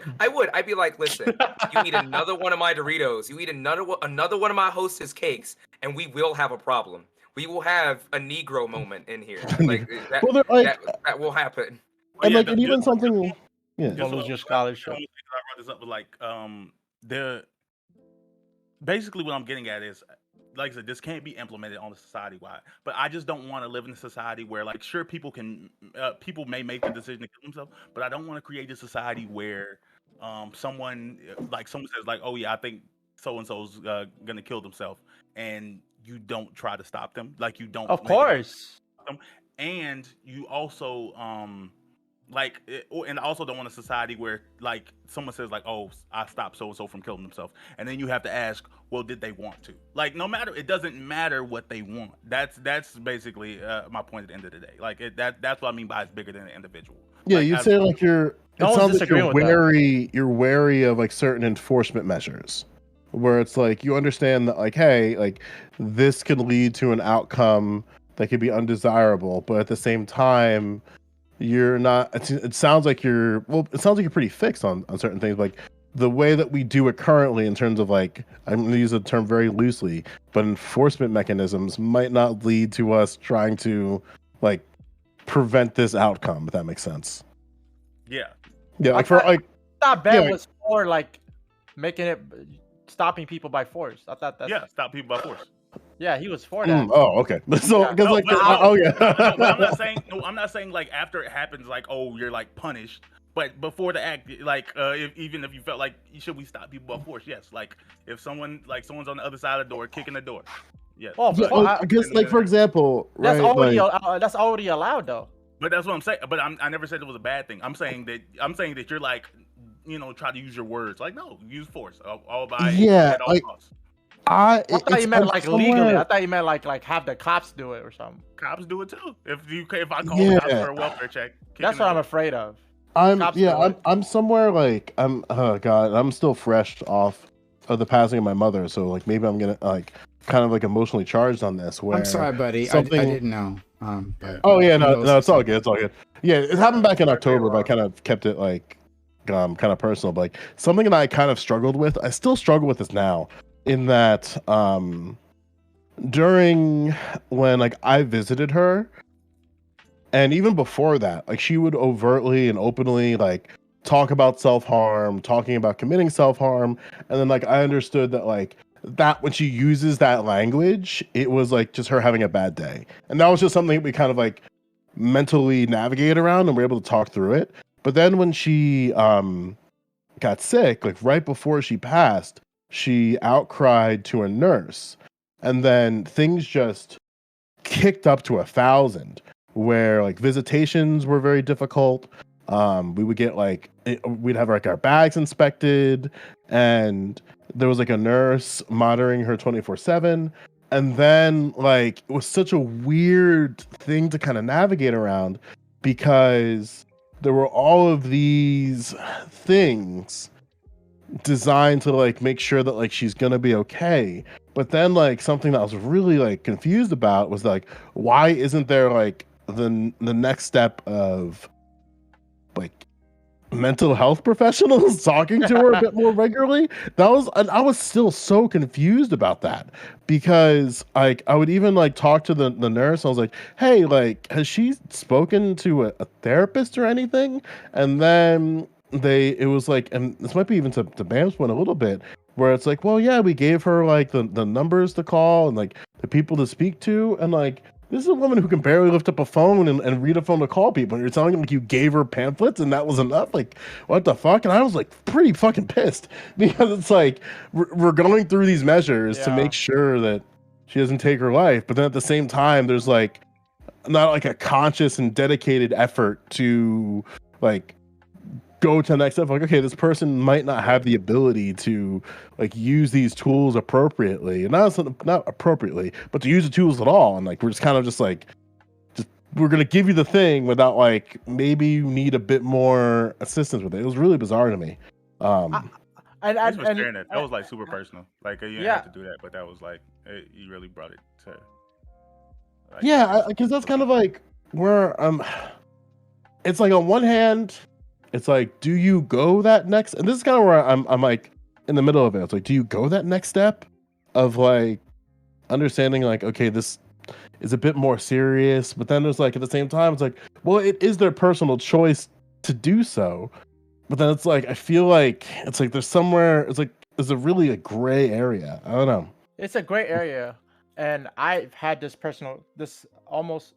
My mom didn't die, but she had cancer, and she had like third stage cancer, and she was like in her worst state of her life health wise, and just wanted to die. Like when she told me, like when she broke the news to me, I cried so hard, like the most crying I've ever had in my life, because she told me, I don't want to live. I don't want to go through chemo. I'm just gonna leave you guys here. You know, I love you guys, but I just can't do this. I don't want to go through this pain anymore. And I cried because, you know, I love you, mom. Like I can't live without you. It's like I wish it was me instead of you. I would rather die than you, like, because I love my mom so much. You know, she's always been there. She's my rock. And you know, I have a little 8-year-old sister that she will be leaving behind. You know, she needs her mom. Like she already doesn't have a dad, and so she's gonna be an orphan. So I would probably have to adopt her. And so it's like if my little sister wasn't there, like I probably wouldn't have been as adamant in terms of like trying to tell her to survive, because she went through a lot of suffering. Like nobody should ever suffer like how my mom was suffering at all, because like even like the doctors fucked up. They have to do another surgery because of their negligence. It's like it's just all of that bullshit. And it's like my mom cried every day. Chemo And then, was so like, tough. yeah, And it's and like I sometimes don't want I don't want anyone to. If you're going through pain like that, it's like you have every right to just be like, yeah, why do I have to go through this pain? Like that's why I said earlier, torture, when I made the obesity argument, torture is worse than death sometimes. And Like so I feel like you'd have to convince somebody with like the whole suicide thing that like the pain that they're going through right now is like worth it, because when you come out of it, there's going to be something better waiting for you when you come out of it. But oftentimes, especially with the state in which life is for a lot of people right now in today's society, like for a lot of people, they're like, I'll just take my chances, just take me out now, like Yeah, it's Yeah, but it's like you're talking about chances. You know what I'm saying? Like you right, might like get better. You might get right. better, but Yeah, you I'm may saying, not. I'm just saying, like, if you were to, I guess I'm playing devil's advocate here. Like, if you were to like make the argument that like, oh yeah, we should totally like, what happened there? Okay, well, we should totally, enforce that people not be allowed to like, take their own life, whatever. Like I said, you would have to, and not even if we were to force it, but if you were to like try to stop somebody from committing suicide, you would have to convince that person that like whatever for pain sure, they're yeah. going through right now, It's temporary. that it's only temporary. But for a lot of people, all they've ever known is like that pain. All they've ever known is that dark, empty space with nobody there but them. And like, I really don't like it when people say that that's like a really selfish thought, because it's like, you don't know that person, you don't know their life. You know what I mean? But yeah, and even like I appreciate you sharing that dream, because that's like something that it's weird, because we understand that like there are other people, like there are people in everybody, like how is this? There's people in everybody's circle, but sometimes I think when you're in really dark places, your mind does a really good job at like kind of like replicating the conditions, if that makes sense, like, or just like feeding you the answer that you believe to be. yeah. Because some like it's tough as shit. Like It even I remember like when it was like not like a too personal here, but like it was like back when I was really really young and I got super sick in like second grade, and then like I remember like very vividly getting a spinal tap, and it was the worst experience of my life, hands down. And I remember like I don't remember saying it, but I remember like saying that like I just wanted like God to take me right there. And then the doctor's like, "Okay, we're gonna stop now." It's like, okay, like and it's weird because like even thinking back to that moment where it's like it was only maybe 10 minutes of like my life, but that 10 minutes is ingrained so vividly. Like even when I asked back to, because like the doctor that did the procedure is now still my primary health physician, like I asked him like how long like was that procedure, and it's like, yeah, usually like for you it was like maybe like 10-15 minutes. It's like, what? It's like, why is it so like You still remember it. It's still Yeah. a part of you forever. yeah, and it's clear and sustained.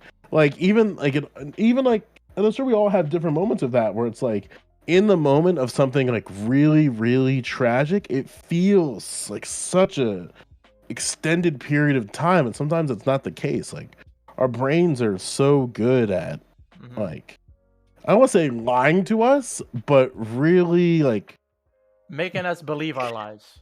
yeah, maybe it's a really interesting, and I guess like I'm thankful that we're at a point now where like we're better able to explain these things and navigate around the brain, because god damn, like what the fuck were they doing in the 1700s? Like just opium their ways through the shit. Like Nah, for It's real. a great question, dude. What the fuck were they Yeah. doing? like that, like those, even like I remember like reading somewhere for some musicians, not somewhere, there's a lot of evidence to support this claim, where there's a lot of like historical evidence where it's like a lot of things that like musicians did to just like navigate through their own chaos were drugs and alcohol. And something that I always like kind of meme about, where it's like, damn, like what the fuck were they taking back then? That shit must have been like amazing. Like, and what sucks about it is that there probably is some truth to that. Like I would go as far to say that like 1970s cigarettes probably hit different.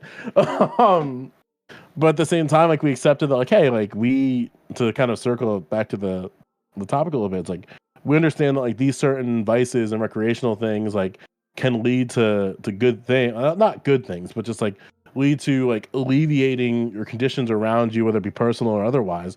But then at the same time, it's like how far should we go to make sure that these things are used in the way that we understand are therapeutic, you know? I think we're closer to this for weed than we are of like to kind of like go the full extreme like heroin or opiates rather. Yeah, I obviously. agree. Yeah. Everything is good in moderation. Except for licking feet. Don't lick feet. Well, there's no moderation in that. I want to legislate that out entirely. I'm pretty sure there's no moderate amount of crack. I'm pretty sure it only takes one. No, Well, wait. I disagree. I disagree. As someone who's seen people do crack no, it was coke. It was coke. It's the same thing. No, they're the same thing. One's just for poor people. The other's for No, it's one's a lot more addictive. Hold on, Bam. You're gonna tell me that if I try crack once, I'm hooked on for life? That's not necessarily true. Okay, not necessarily. Which means it's moderation, baby. But wait a minute. No, what I'm saying that it is very, very light. If you ask anyone who's ever dealt with like an addiction specifically to crack, and like the thing they talk about is the first high. Do you know what beats? You know what beats every statistical likelihood? It's your willpower. Your willpower. There it is. You're the one. Okay, Green Lantern. Okay, Green Lantern. Well, it's weird because there's been a sea. Like there's been a sea of like I hate to use. It's kind of fucked up, but like the jazz community, we have some fucking shitty ass memes, and like one of the some memes that we have on like Charlie Parker are just diabolical. Where it's like there's just so many jazz musicians that we lost early due to heroin, due to cocaine, due to crack cocaine, due to opiates, and then like time and time again, it's like for some reason the old heads like cherish that shit. Where it's like, yeah, well, Herbie Hancock, like, yeah, he was addicted to cocaine, but at least he gave us Nowhere to Forever. And it's like, wait, what? Like, chill. It's like even like Chet Baker. Like Chet Baker got like the reason why there's like two phases of that man's career is because there's a career. Well, actually, there's sort of three arcs if you want to really like argue it. There's the I'm not addicted to heroin. I'm really addicted to heroin, and now I'm just addicted to heroin, but I'm still using, but not really acknowledging to the public. Like it's really bizarre to me. Like. Music hit different when like all the artists was addicts. Like that's why you think Bruno Mars is on top because he does the most coke. Of today's artists. That's the reason why he's like this boy's a star. That's what they seen him, and that's why he hit a line across the whole piano. I know they're white people, but are we gonna talk about the shit the Beatles were on? You gonna talk to me? You gonna tell me about some octopus's garden at the bottom of the fucking ocean, dude? Like what are you on? Like what is that? Like, well, I mean, imagine a world notes. Like we like something that like is kind of like jazz lore, and is that like Jimi Hendrix and Miles Davis had a schedule to meet for recording sessions in the 70s, and then clearly there's a very clear reason why that didn't happen. But like it's like fuck, man, like it like fuck. Like I understand we're really hype about Donda 2, and hopefully Julia Fox is gonna pull through on us with that one, but god damn. I think we are neglecting the fact that there are a lot of reasons why people are addicted. One, we just named a bunch of people who were more or less functioning while being addicts on these drugs. So it is quite possible to take these drugs and not be a complete destitute fuck. You can also attribute a lot of the reasons why these things are being perceived so negatively. It's because many people get addicted to them in terrible situations. Either it becomes a recreational thing where they use it so much that their brain is fried and it's all they're hooked on. But I'm pretty sure I'm too lazy to look this up right now. But I'm pretty sure that there have been people who have tried these drugs and have literally not become addicted to them because they're trying them in a different environment than like, oh, I'm partying with these people, which is more or less something that can lead you to being more addicted to something like that. Yeah, there's a Columbia professor who says he does like recreational meth. Like it's just like every now and then. I've never heard of that before. I just don't see why you can't use any drug recreationally. Like if you're just strong enough, just be strong. Yeah, I was part of like that simple though. No, I'm saying if you're not strong, don't do it. But if you know you are, do it. Yeah, a lot of people who are addicted to drugs and that are, you know, in a place where they definitely shouldn't be using drugs in the first place are poor people. True. Yeah. Like Yeah. I had a DJ who used to work with us who, like, we all knew he did cocaine and he used cocaine to get through jobs, but we kind of just accepted that as a thing that he does. And like thinking back to it, because like finally my boss fired his ass after years of like just kind of tolerating it, where it's like shit, like this is one of our top DJs in our multi-op. And he would have parties, like he would go from like, and like the thing to kind of sort of contextualize is like imagine a situation where after you go through an event that's like from 10 a.m., like say you get to be there at 10 a.m., it doesn't start until like 2 o'clock, and then it's from 2 to like 8 o'clock, and then you have a party in the afternoon, evening that's like from 9 until 12, and that's just on Friday, and on Saturday you do the same thing, and then on Sunday you do the same thing, and like you do that nonstop for like years. Like I do see like the desire of like getting through it, because we see this in the NFL where it's like players just use shit just to get through. Like look no further than like Steve McNair. Gronkowski kind of alludes to it, but like he does.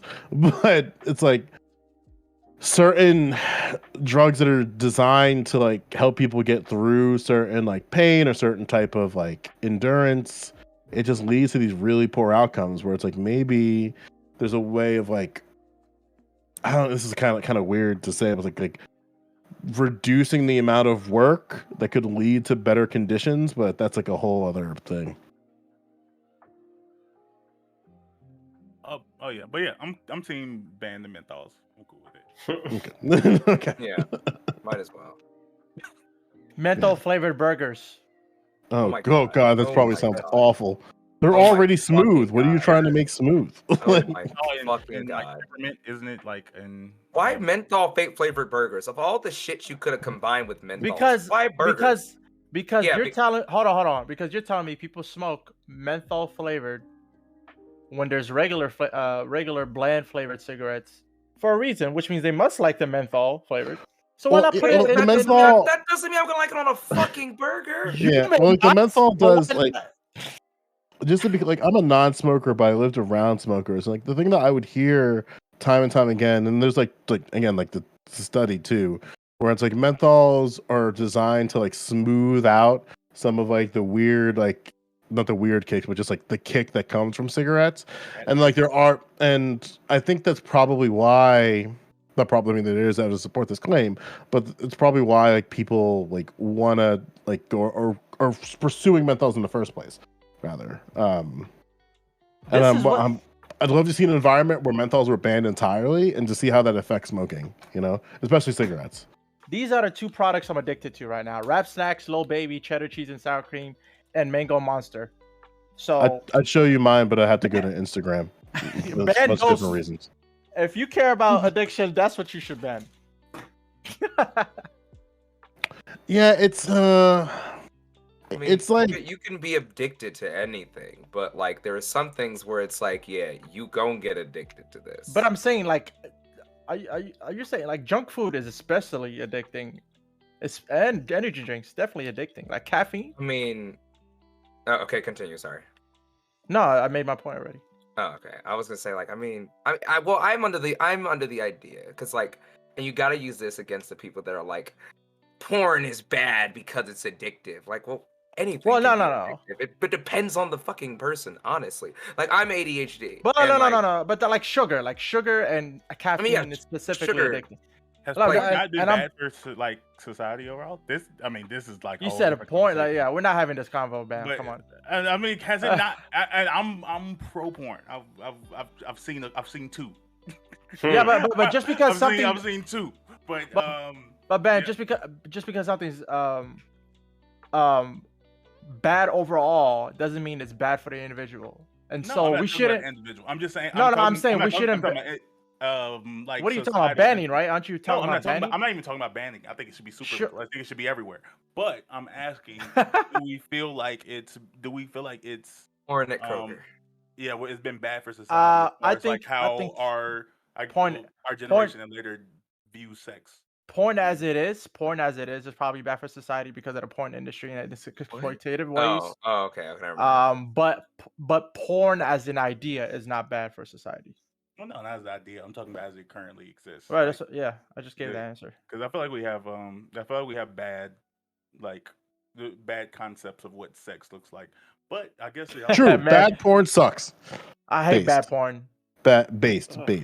Based take. I'm just kidding. Oh, like, I think, yeah, Stop horrible acting. I think that the way, how do I say this? Porn as it's currently constructed, as it relates to other things in society, ain't it? And I think we can kind of recognize that. Mm-hmm. Where, like, if we live in a society that has very poor perspectives on consent, shout out to Mr. Girl, then obviously we're going to lead into circumstances where it's going to lead to outcomes we deem undesirable. Where, like, maybe it's possible for us to live in a society where people have healthy perspectives on consent, and we teach people and educate people on how consent works. Maybe and then we girl was can in barely legal. Wait, what's that? Her tight little teen vagina. Oh god! What? Whoa! What's going on? Whoa! What's going on? Like 95% of porn. We've been to the websites. What did you just What? say? What? You're not wrong. Well, the thing, like, to open the door that he's knocking at, which is I'm gonna get a little weird here, where I think that there is a recognition where there's certain, again, this is why I say coupled with like what people deem in society acceptable. I feel like it is possible for people to lead around like really crazy roads when it comes to like what they consider desirable. Like I have a friend who's like, he just says weird shit, and it's like, I don't know if I need to call the FBI yet, because he says some shit where it's like, I just want to date a girl who's younger than me. And then we're like, okay, that sounds fine. And then he starts going like the next level. It's like, yeah, like once somebody hits like 25, it's just like, it's weird to me. And it's like, bro, you're 30. What are you talking about? Like, Well, yeah, no, like I have. So he wants that 20. Worker. One of my What's that, closest Leonardo friends is, DiCaprio? one of my closest friends is a sex worker, and she does the OnlyFans thing. She's done like cam work, all of this stuff, and like Close friends. That means you watch. No, but I've Damn, seen, you're not supporting. but I've seen. But I have seen. I don't partake. But like You're not supporting? she's like 20. She's like 28, and she's still like, oh my goodness, I turn 18 next week, like baby voice. And I'm like, she knows what she's doing. She's like, this is what I gotta do to live. She's a dark-skinned black girl trying to survive. Well, she gonna look 18 and it's for a weird long time, that you know? that's She's what's gonna be necessary young to survive. forever. It's good. It's a market. But you're saying she's only doing it because she wants to survive, not because she likes it. Yeah, she definitely does it because she wants to survive. It wouldn't be her career choice. Of course. But What was the point of bringing that up? Well, I was pointing to the concept, like it wasn't about why she do it. It's about the things she does. She has to do the things she has to play up. She can't be 28. Please the market is what you're saying. She has to pretend that she's because she does look like a child. She has to pretend that she's a child. She's 28, pretending to be 18. Yeah. Oh, okay. That's like, oh god. End. I'm seeing a lot of like stepmom shit on the home pages. What I think, oh god, I don't know how you moderate this, but I think there needs to be God, how do I say this thought? Because there's a lot rolling in my head. Like, okay, Pepper Perry. Nobody's gonna know what that name is, but roll with me, okay? Like, there is a clear audience that Pepper Perry is like targeting with her porn, and then my brain goes, this is kind of fucked, and nobody's talking about how fucked it is. And then like I have friends who are just like, yeah, I'm a Pepper Perry fan, and I'm like, I feel like this is a self-report, and I don't know if I need to report you to the FBI yet. You mean like wait, I feel like I need context now. Like Pepper Perry is like this very short short white girl, and like the attraction that like people, because like I have friends who tell me this, where it's like the attraction they have is like, oh yeah, I like her because she's small, and it's like, Oh no, okay, I get it. Yeah, yeah. Also, some Mr. Girl shit. Some Mr. Girl shit. I didn't say that. You did. There is some argument there. Is like, what if somebody's like an adult who has a growth Was an attraction disorder? for women that are like small and look very young. Yeah. No. Was this a reverie topic? I'm pretty sure this was a reverie Yeah, topic. it absolutely was. We talked about this before. This We've was talked about on everything.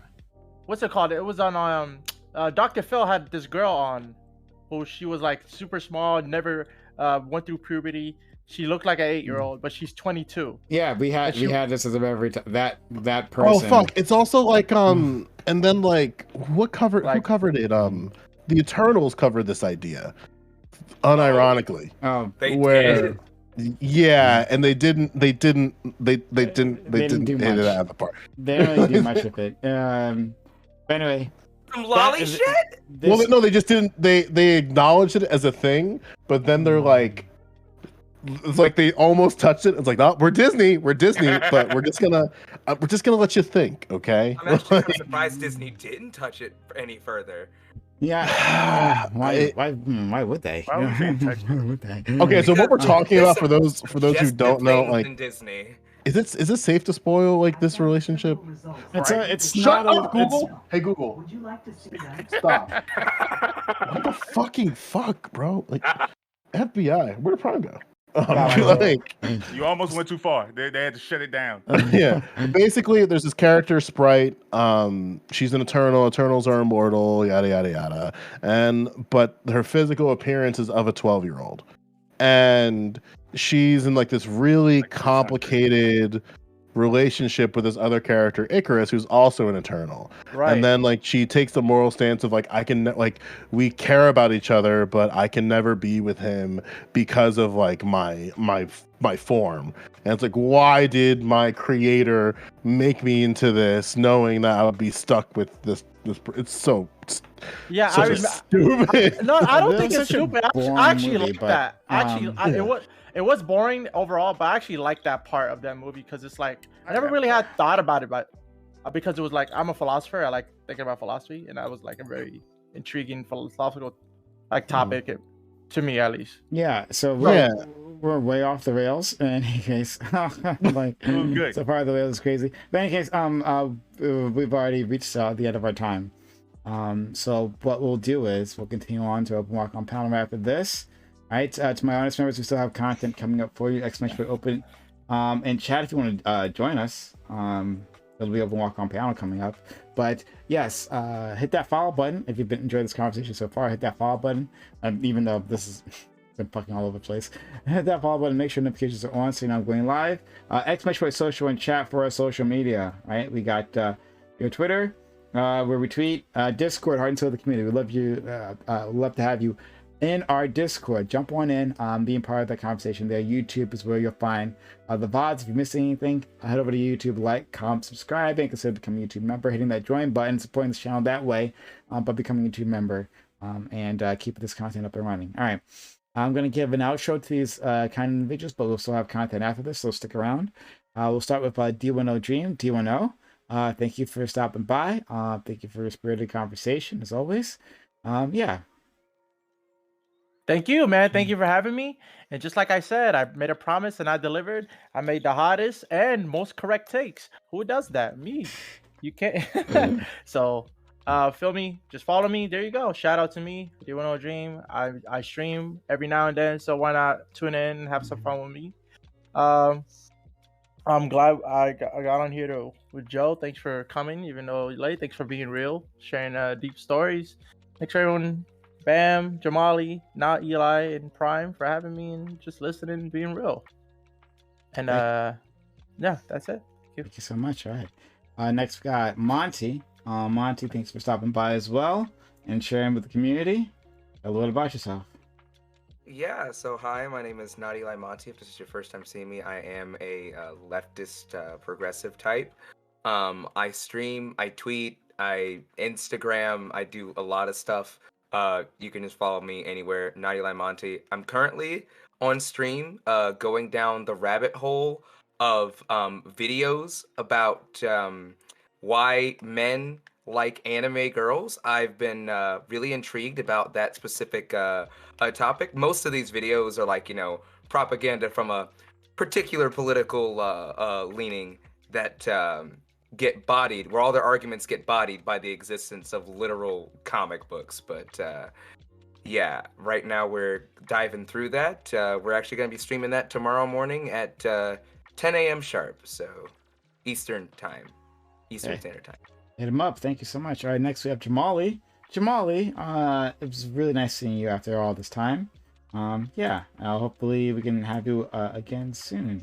But thank you for reaching out and accepting the invitation.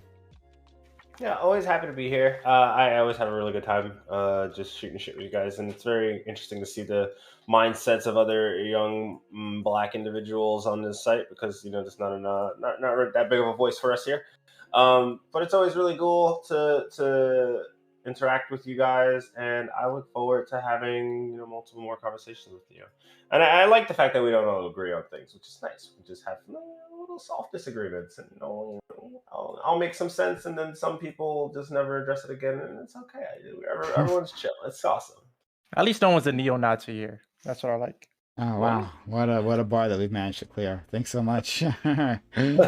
Black American made. One of my most reliable guests, and we do appreciate that. Shout out to you, Bam, right? Whether we agree or disagree, I appreciate you being such a reliable guest here, So thank you. Yeah, thanks, Ron. Always another super fun panel. I'm glad I got to teach you about the definition of imperialism. Yeah, yeah, like I said, even I don't know. It's a small crowd, big crowd. AB is always a good little time. It's crazy because I was on the outside, not just a few months ago. I was one of the people in the crowd. Man, I wish I could be part of these conversations, and now I'm having these conversations. It's so much fun. So yeah, always super appreciative, and yeah, follow my stuff, Black American Made. Absolutely, yeah. Guys, you can be a part of these conversations too if you want. We're always looking for new voices. So it's interesting that Bam was on the outside, and we would have definitely loved to have you even sooner. You're a great guest. You're fantastic. So I'm really happy that you did manage to take the plunge. Right? I mean, who would I be yelling at now if it wasn't for you? So thank you, buddy. All right. And then the last but not least, but certainly last though, we have Joe Lewis managed to make his way in here. My man Joe Lewis, dude, I'm always so happy to have him. Right, it's a reason why we call him MVP. Joe Lewis, thank you for coming through, sharing your perspectives on all of this. Right, just being an overall good guy and just an enjoyable person to talk to. I'm just honestly psyched when you show up. So I'm glad. I know you were busy. You had stuff. You were watching Batman. But I thank you nonetheless, buddy. Yeah. No, it's always good to be back on or going back on panels. I did take I'm very much getting kind of doomered in the Twitch politics space, and I'm kind of really being selective about my time, and also just because work's fucking ramping up like crazy. But it's always good to take some time out and kick the shit. It's also listen, my heart's in a really weird place. It seems like the Sixers are broken now, so I'm kind of excited. I mean, Tyrese Maxey's playing out of his mind, Joel Embiid's playing out of his mind, and now James Harden. I'll pack it up. They play the Heat on Saturday, so don't, if you have invite for the small accounts, I'm gonna be watching that game. The game's gonna be fucking fire. But yeah, go Sixers. Yeah, debate board said fuck Harden. Let me know how it feels to not have rings. Okay. With that being said, yeah, I have a channel, twitch.tv/Joe Lewis, the O being 0. If you want to go hang out. I don't publish VODs anymore. So you have to hit the follow button to see the coveted the streams of legend. But yeah, I'm always glad to be here. Yeah. I didn't realize you were a big Sixers fan. I do you know that Joe the Silly Serious is also a huge Sixers fan? Oh, why is that? I know, But right? But she's not from Philadelphia. I don't understand. she is massive. And like don't mess around with her on this. Like she's not fucking around Mm. about this. Like she is hardcore. She bleeds Sixers. Oh, does she still hold this opinion now that that fucking piece of shit bum as fuck Bum Simmons is like out of the hair of Philadelphia? I have no idea. I haven't Isn't talked Candace about it in Owens a quite a Sixers while, fan? but like Now he's learning the hard way. I love it. I love how like I'm gonna small pop off. I love how Ben Simmons going to the Nets is exactly what that piece of shit deserves. Like, like I hope COVID regulations never get lifted, just so that they know what it feels like to get fucked on home games. I love it. I love it so much. I love it so much. reach out to Joe the Solicitoress and talk to her. Like if you want to talk about Sixers, anything about that, right? Like she'll be more than happy. She loves any fucking super fan. So Listen, I think I'm she'd just be happy to saying, hear like, from you. I'm just saying. How do I say this in a way that's really really nice? Kevin Durant and Ben Simmons are getting exactly what they deserve. Okay, that's all I'm gonna say. Right over my head. Must- All right. Thanks so much. I really appreciate it, everyone here for joining us. We're going to roll into open walk on panel. Anyone here can join us, but if not, that's okay. Thank you for spending your time, your energy, your knowledge, and your passion with my community. I know they appreciate you just as much as I do. Have a good one. Bye. All right, guys, take care.